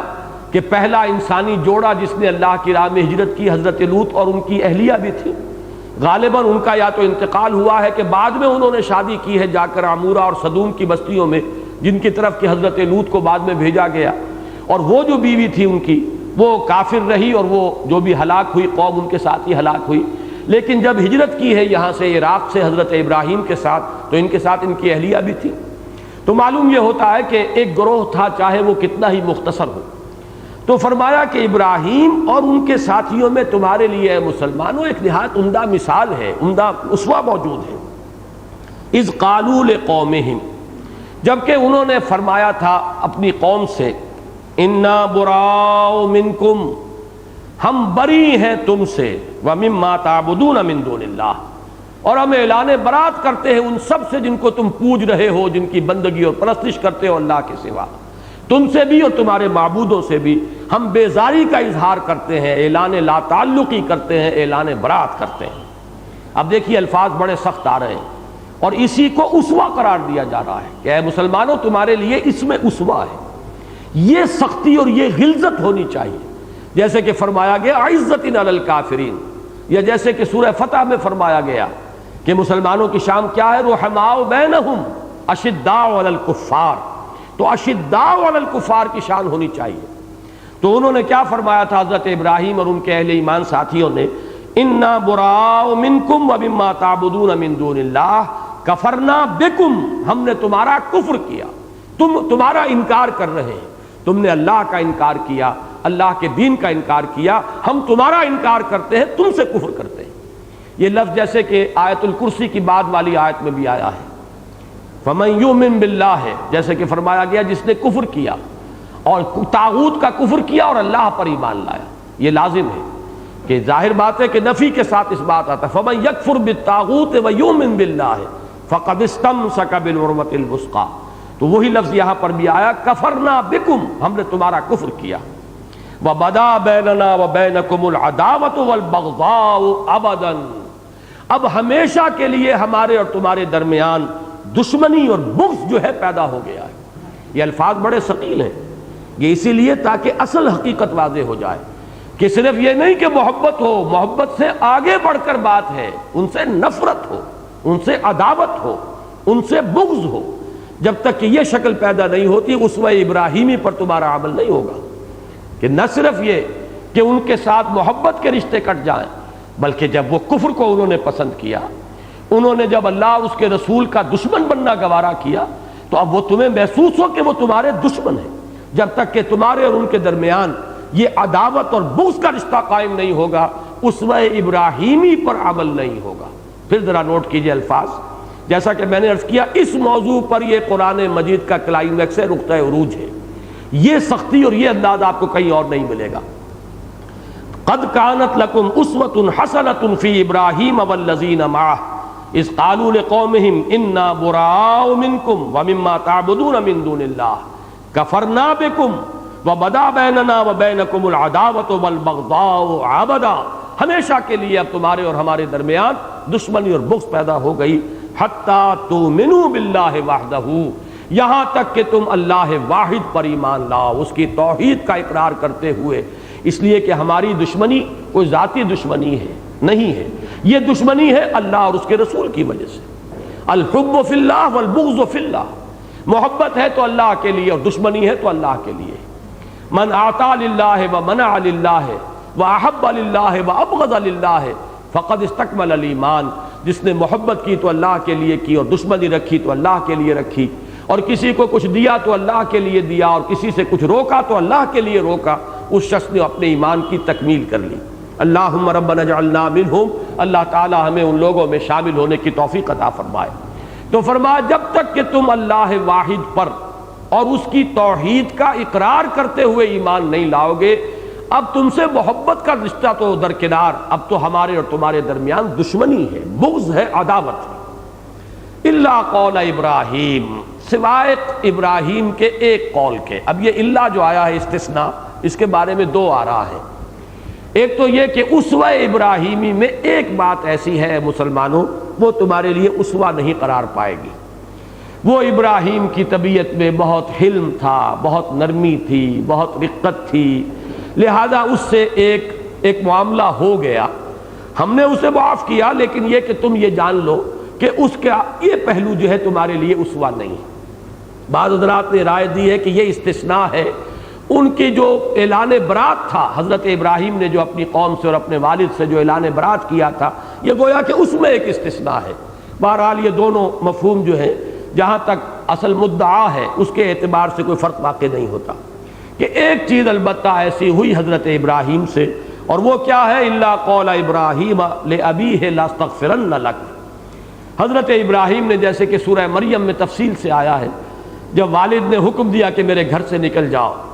واہجرنی ملیہ، نکل جاؤ یہاں سے، میری نگاہوں سے دور ہو جاؤ، تو وہاں سے چلتے ہوئے حضرت ابراہیم نے یہ کہا تھا کہ میں آپ کے لیے استغفار کروں گا اللہ تعالیٰ سے، انہ کان بی حفیہ، وہ مجھ پر بڑا مہربان ہے، میں استغفار کروں گا۔ یہ استغفار حضرت ابراہیم علیہ السلام کرتے رہے اپنے والد کے لیے، لیکن ایک مقام پر قرآن مجید میں سورہ توبہ میں یہ مضمون بھی آ چکا ہے، چونکہ سورہ توبہ کا یہ مضمون ہے مستقل، جیسا کہ میں نے آپ کو بتایا، تو یہ مضمون بھی سورہ توبہ میں ہے کہ آخر کار جب حضرت ابراہیم کو یہ معلوم ہو گیا کہ میرا باپ تو اللہ کا دشمن ہے، انہیں توقع رہی ہوگی اللہ تعالیٰ ہدایت دے دے۔ استغفار کا مطلب یہ بھی تو ہو سکتا ہے کہ اللہ میرے باپ کو ہدایت دے دے، اسے ایمان کی توفیق عطا فرما، لیکن بہرحال اس کے باوجود اللہ تعالیٰ نے حضرت ابراہیم کے اس معاملے کو ایک طرح کی کمزوری شمار کیا ہے، اگرچہ کنڈون کیا ہے کہ یہ ان کی حد سے بڑی ہوئی رقت، حد سے بڑی ہوئی رافت، حد سے بڑی ہوئی نرمی تھی طبیعت کی، جس کی وجہ سے ان سے یہ کام ہو گیا۔ اور اس کو ذہن میں رکھیے، یہ معاملہ خود حضور سے ہو گیا صلی اللہ علیہ وسلم، حضرت ابو بکر سے ہو گیا، ان کے مزاج میں بھی چونکہ نرمی تھی، حضور کی طبیعت میں بھی رحمت اور شفقت اور خلق خدا کے حق میں جو ہے نرمی بے انتہا تھی، لہذا 2 مرتبہ قرآن مجید میں کہا گیا کہ اے نبی ان منافقین اور کفار پر سختی کیجئے، یہ آپ کی سختی کے غلظت کے مستحق ہے، آپ کی نرمی کے مستحق نہیں۔ اور خاص طور پر غزوہ بدر میں جو اسیر تھے ان کے بارے میں جو فیصلہ کیا گیا، اس پر قرآن مجید میں گرفت آئی۔ حضرت عمر رضی اللہ تعالیٰ عنہ کا مشورہ یہ تھا کہ ان سب کو قتل کر دیا جائے، اور ہم میں سے جو شخص ان کا سب سے قریبی رشتہ دار ہو، ان میں سے کسی شخص کا اپنے ہاتھوں سے قتل کرے۔ یہ ہے وہ فیصلہ کہ جس کی پھر تصویب کی ہے وحی الہی نے کہ فیصلہ وہی صحیح تھا، لیکن حضور کی طبیعت میں نرمی، شفقت، رحمت، اس کا اتنا غلبہ تھا کہ آپ نے اس نرمی کو پسند کیا، لیکن اس پر گرفت آئی۔ اسی طریقے سے حضرت ابراہیم کا یہ معاملہ ہے، تو یہاں اللہ تعالیٰ گویا کہ ان کے عذر کو خود قبول کرتے ہوئے ان کا ذکر فرما رہے ہیں کہ بالآخر ہمارے اس بندے ابراہیم نے بھی اپنے والد سے اعلان برات کر دیا تھا، لیکن یہ کہ ایک طویل عرصے تک حضرت ابراہیم ان کے لیے دعا کرتے رہے اپنے والد کے لیے، اس لیے کہ یہ بات تاریخی طور پر نوٹ کر لیجئے کہ وہ دعا جو سورہ ابراہیم میں آئی ہے یہ اس وقت کی ہے جب کہ حضرت ابراہیم علیہ السلام اور حضرت اسماعیل علیہ السلام کو وہ آباد کر چکے تھے خانہ کعبہ کے قریب، اس وقت یہ دعا رب اغفر لی ولوالدی وللمؤمنین یوم یقوم الحساب۔ اب ظاہر بات ہے کہ یہ تو سٹیج وہ ہے جبکہ کم سے کم حضرت ابراہیم علیہ السلام کی عمر جو ہے 87 برس کی عمر میں تو حضرت اسماعیل پیدا ہوئے ہیں، تو 87 برس کی عمر کے بعد بھی ایک عرصے تک حضرت ابراہیم علیہ السلام اپنے باپ کے لیے استغفار کرتے رہے۔ اب اس کے بعد وہ کون سی سٹیج آئی ہے جس کے بعد کہ انہوں نے یہ فیصلہ کر لیا جس کا سورہ توبہ میں ذکر ہے کہ جب ان پر یہ بات پوری طرح منکشف ہو گئی کہ وہ تو اللہ کا دشمن ہے اور کسی صورت میں بھی وہ ایمان لانے والا نہیں ہے، تب انہوں نے ان سے اپنے باپ سے برات کی، تبرأ منہ، تو حضرت ابراہیم نے اپنے باپ سے بھی برات کا اعلان کیا۔ لیکن اس عرصے میں بھی اگر استغفار کیا ہے تو یہ بھی بہرحال کمزوری کا معاملہ ہے۔ فرمایا الا قول ابراہیم لابیہ لاستغفرن لک وما املک لک من اللہ من شیء، ساتھ ہی یہ بھی کہہ دیا تھا حضرت ابراہیم نے اپنے والد سے کہ میں آپ کے لیے استغفار تو کروں گا لیکن میں آپ کے بارے میں، آپ کے معاملے میں اللہ کے ہاں کوئی اختیار نہیں رکھتا، میرے پاس کوئی اختیار نہیں ہے، لا املک لک من اللہ من شیء، کوئی اختیار نہیں ہے۔ اب یہاں پہ ایک تو بہت ہی عمدہ یہ مقام ہے اس پہلو سے کہ شفاعت کی اصل حقیقت واضح ہو جائے۔ استغفار بھی شفاعت ہے، معافی چاہنا کسی کے لیے یہ شفاعت ہے، لیکن شفاعت کا معاملہ یہی ہے کہ میں شفاعت تو کروں گا، میں نے تمہارے لیے استغفار کا وعدہ کیا، میں استغفار کروں گا، لیکن لا وما املک لک من اللہ من شیء، مجھے کوئی اختیار حاصل نہیں ہے اللہ کے ہاں تمہارے معاملے میں۔ اللہ چاہے گا تو میری سفارش قبول کر لے گا، اللہ چاہے گا تو آپ کے حق میں میرے استغفار کو قبول فرما لے گا، اللہ نہیں چاہے گا تو میرا زور نہیں ہے، میرا کوئی اختیار نہیں۔ بالکل یہی وہ الفاظ ہیں جو حضور کے اس خطبے میں آتے ہیں جو ایک مرتبہ آپ نے اپنے قریبی عزیز خواتین کو جمع کر کے خطبہ دیا تھا۔ یا صفیۃ عمۃ رسول اللہ انقذی نفسک من النار فانی لا املک لک من اللہ شیئا، اے صفیہ اللہ کے رسول کی پھپھی، خود اپنے آپ کو جہنم کی آگ سے بچانے کی فکر کرو، اس لیے کہ مجھے کوئی اختیار حاصل نہیں ہوگا تمہارے بارے میں اللہ کے ہاں۔ یا فاطمہ بنت محمد صلی اللہ علیہ وسلم، اے فاطمہ محمد کی لخت جگر رضی اللہ تعالی عنہا وصلی اللہ علیہ وسلم، انقذی نفسک من النار فانی لا املک لک من اللہ شیئا، اپنے آپ کو آگ سے بچانے کی فکر کرو، کوشش کرو جہنم سے چھٹکارا پانے کے لیے اپنے ایمان اور اپنے عمل صالح کے اندر زیادہ سے زیادہ جو ہے کوشش کرو، اس لیے کہ مجھے کوئی اختیار حاصل نہیں ہوگا قیامت کے دن تمہارے بارے میں۔ ربنا علیک توکلنا، اب یہاں حضرت ابراہیم اور ان کے ساتھیوں کی دعا ہے جو یہاں نقل کی گئی، گویا کہ مسلمانوں کو تلقین کی جا رہی ہے کہ یہ دعا تمہیں مانگنی چاہیے۔ اسوہ ابراہیمی یہ ہے، اے پروردگار ہم نے تجھ پر توکل کیا، ہمارا سارا بھروسہ تیری ذات پر ہے، ہمارا کل توکل تجھ پر ہے، وَإِلَيْكَ أَنَبْنَا، اور تیری ہی جناب میں ہم نے رجوع کیا، انابت کی روش اختیار کی، وَإِلَيْكَ الْمَصِيرُ، اور پروردگار تیری ہی طرف ہمیں لوٹنا ہے، تیرے ہی حضور میں حاضر ہونا ہے، تیری ہی بارگاہ میں پیش ہونا ہے۔ ربنا لا تجعلنا فتنة للذین کفروا، اور اے رب ہمارے ہمیں کافروں کے لیے فتنہ نہ بنا دیجو، یعنی کافروں کا تختہ مشق نہ بنا دیجو، ان کو جانچنے کے لیے پرکھنے کے لیے تو ہمیں ان کے لیے تختہ مشق بنا دے، جیسے کہ کفار جو مکے میں کرتے رہے تھے، حضرت بلال کو مار رہا ہے امیہ ابن خلف، تو گویا کہ حضرت بلال کو اللہ تعالیٰ نے امیہ ابن خلف کے لیے ایک فتنہ بنا دیا ہے کہ بلال کے ذریعے سے پرکھا جا رہا ہے امیہ ابن خلف کو کہ معلوم ہو جائے اس میں کتنی خباثت ہے، وہ ساری خباثت باہر نکل آئے، لیکن یہ کہ حضرت بلال پر تو وہ سختی پڑ رہی ہے۔ یا جیسے کہ آل یاسر کا میں نے ذکر کیا، ابو جہل کو اللہ تعالیٰ نے گویا کہ چھوٹ دی ہوئی تھی، جس طرح چاہ رہا تھا ستا رہا تھا، اور دو کو تو شہید کر دیا، حضرت یاسر کو بھی اور حضرت سمیہ کو بھی رضی اللہ تعالیٰ عنہما۔ تو گویا کہ اس کے خبث باطن کے ظہور کے لیے اللہ تعالیٰ نے ان میاں بیوی کو گویا کہ ایک ذریعہ بنا دیا تھا۔ یہ ہے مفہوم اس کا، لا تجعلنا فتنة للذین کفروا، ان کافروں کو ہمارے اوپر ظلم و ستم کی اجازت نہ دے، اے اللہ ان کے خبث باطن کو ظاہر ہونے کے لیے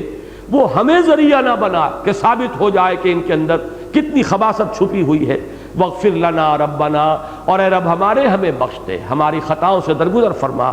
انک انت العزیز الحکیم، یقیناً تو ہی ہے زبردست اور کمال حکمت والا، العزیز وہ ہستی جس کا اختیار مطلق ہے،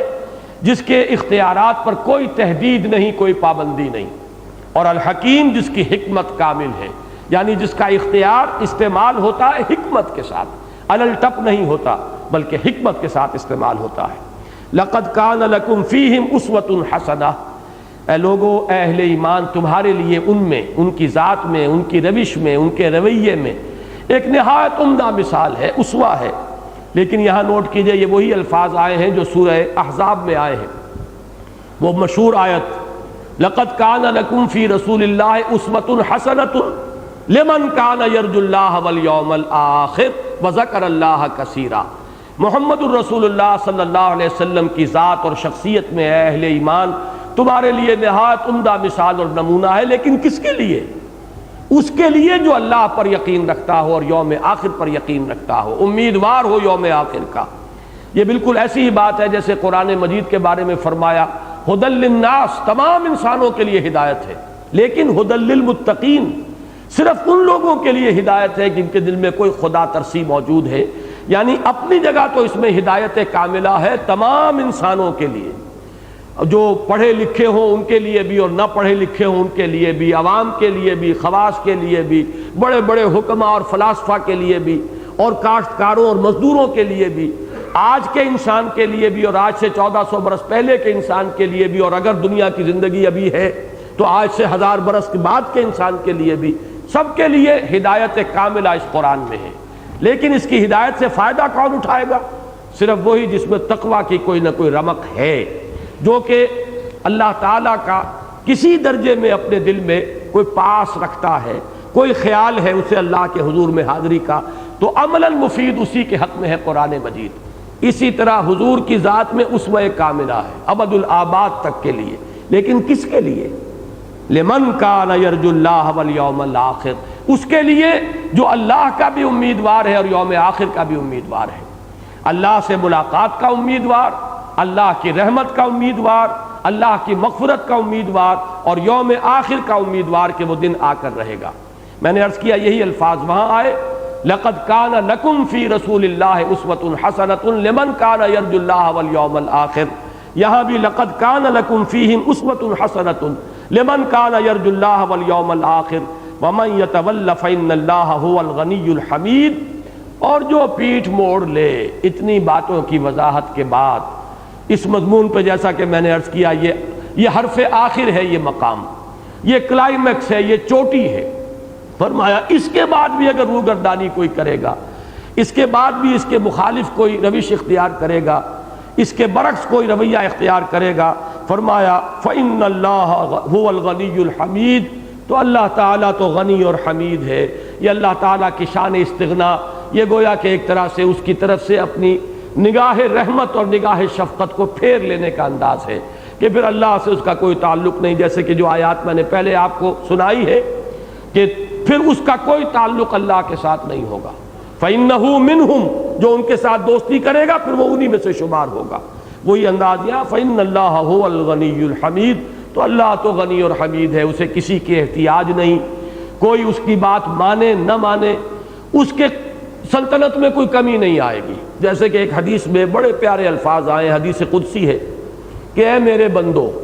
ان کان اولکم وآخرکم، اگر تمہارے اول اور آخر اور جن و انس جو سب سے زیادہ کوئی متقی ہو سکتا ہے اتنے متقی ہو جائیں۔ میں کہا کرتا ہوں کہ اگر سب کے سب ابو بکر بن جائیں رضی اللہ تعالی عنہ، تب بھی اللہ نے فرمایا کہ میری سلطنت میں کوئی اضافہ نہیں ہوگا، کوئی بال بر اضافہ نہیں ہوگا۔ اور اگر تمہارے اولین اور آخرین اور جنس اور انس اور جن سب کے سب اگر اتنے شقی ہو جائیں، اتنے نافرمان ہو جائیں جتنا کہ کوئی بڑے سے بڑا نافرمان ہو سکتا ہے، سب کے سب ابلیس کے درجے کو پہنچ جائیں، تب بھی میری سلطنت میں کوئی کمی واقع نہیں ہوگی۔ یہ ہے اللہ کی شان استغنا۔ تمہاری فرما برداری سے اور تمہاری یعنی اللہ کے احکام کو قبول کر لینے سے ایسا نہیں ہے کہ اس کی کوئی حاجت ہے جو پوری ہو جائے گی، یا اس کی کوئی ضرورت ہے جو رکی ہوئی ہے جو تمہارے اس فعل سے اور طرز عمل سے پوری ہوگی، بلکہ وہ تو غنی ہے اور حمید ہے۔ اب یہ 7ویں آیت بھی آج پڑھ لیجیے، اس لیے کہ اس کا تعلق اسی کے ساتھ ہے، اگرچہ رکوع تو ختم ہو گیا۔ عسى اللہ ان یجعل بینکم وبین الذین عادیتم منہم مودہ۔ اب اتنی سختی کے بعد ذرا ایک امید کی کرن دکھائی جا رہی ہے کہ اے مسلمانوں، یہ بڑا عارضی سا ایک موقع ہے، یہ جد و جہد جو ہے اب کامیابی سے ہمکنار ہوا چاہتی ہے، لیکن اس وقت سب سے زیادہ ثابت قدمی کی ضرورت ہے۔ ذرا سا بھی اگر کوئی پوٹینشل ویکنس جو ہے تمہارے اندر پیدا ہو گئی اپنی ان محبتوں اور دوستیوں اور رشتہ داریوں کی وجہ سے،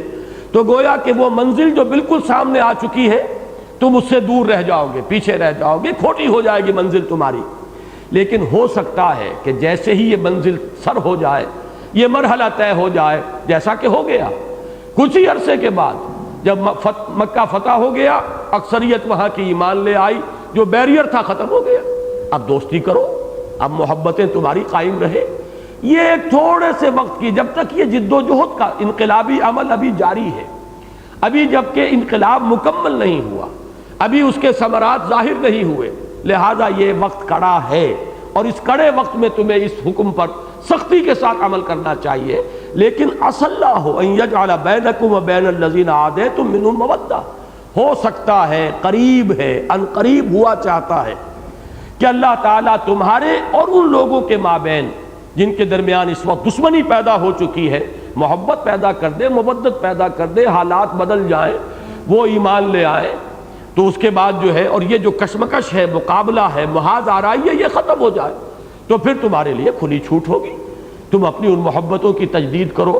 تم اپنی رشتہ داریوں کی تجدید کرو، تم ان کے ساتھ موالات کا رشتہ قائم کرو۔ یہ ایک کٹھن مرحلہ ابھی ہے، اس کو سر کر لو، اس کے بعد اللہ تعالیٰ جو ہے ان قریب تمہارے لیے راستے بھی کھول دے گا۔ واللہ قدیر، اللہ ہر چیز پر قادر ہے۔ واللہ غفور الرحیم، یہ الفاظ اس اعتبار سے بہت اہم ہیں کہ اللہ تعالیٰ نے یہاں پر اگر کسی مسلمان کے دل میں ابھی تک اگر کوئی تھوڑا بہت بھی وہ کچا دھاگا بھی اگر بندھا ہوا تھا ان رشتہ داریوں کا اور محبتوں کا، تو ظاہر بات ہے کہ ان آیات کے بعد شدید احساس انہیں ہوا ہوگا کہ ہم سے بڑی خطا رہی اور ہم بڑے غلط رویے میں اب تک مبتلا رہے۔ اس شدید احساس کے پس منظر میں اب گویا کہ انہیں اطمینان دلایا جا رہا ہے، واللہ غفور الرحیم، اللہ غفور ہے، اللہ رحیم ہے۔ اگر اب بھی تم متنبہ ہو جاؤ، شعوری طور پر اب بھی ان محبتوں اور دوستیوں کے تعلقات کو منقطع کر دو، تو اللہ غفور ہے، جو ہو گیا ہے۔ اسی میں گویا کہ حضرت حاتب ابن ابی بلتع کے لیے بھی وہ نوید جاں فضا ہے جو خطا ہوئی، جیسا کہ میں نے اس تاریخی روایت اور حدیث کے حوالے سے آپ کو سنایا کہ حضور نے فرمایا کہ عمر یہ بدری ہے،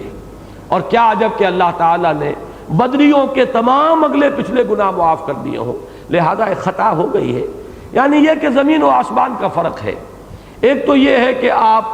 کفار کے ساتھ دوستیوں کی پینگیں بڑھا رہے ہیں، ایک یہ ہے کہ کسی وقت ایک ذرا سے وقتی جذبے کے تحت خطا ہو گئی، غلطی ہو گئی۔ یہ ایک ضعف ایمانی کا معاملہ بڑے سے بڑے شخص کو عارضی طور پر لاحق ہو سکتا ہے، جیسے کہ امام بخاری رحمہ اللہ کا موقف ہے کہ الایمان یزید و ینقص، ایمان تو گھٹتا بھی ہے بڑھتا بھی ہے، یہ ایک حالت پر قائم نہیں رہتا۔ وہ ایمان حقیقی، ایک ایمان قانونی ہے جس کی بنیاد پر دنیا میں کسی کو مسلمان سمجھا جاتا ہے، وہ لا یزید ولا ینقص ہے، وہ نہ گھٹتا ہے نہ بڑھتا ہے، وہ تو ایک لیگل سٹیٹس ہے جو اس کی بنیاد پر حاصل ہوا، اس لیگل سٹیٹس میں کوئی اضافہ نہیں ہوگا، کوئی کمی نہیں ہوگی۔ لیکن ایمان حقیقی، قلبی یقین والا ایمان، جیسے قلب کو کسی ایک حالت پر سکون نہیں ہے،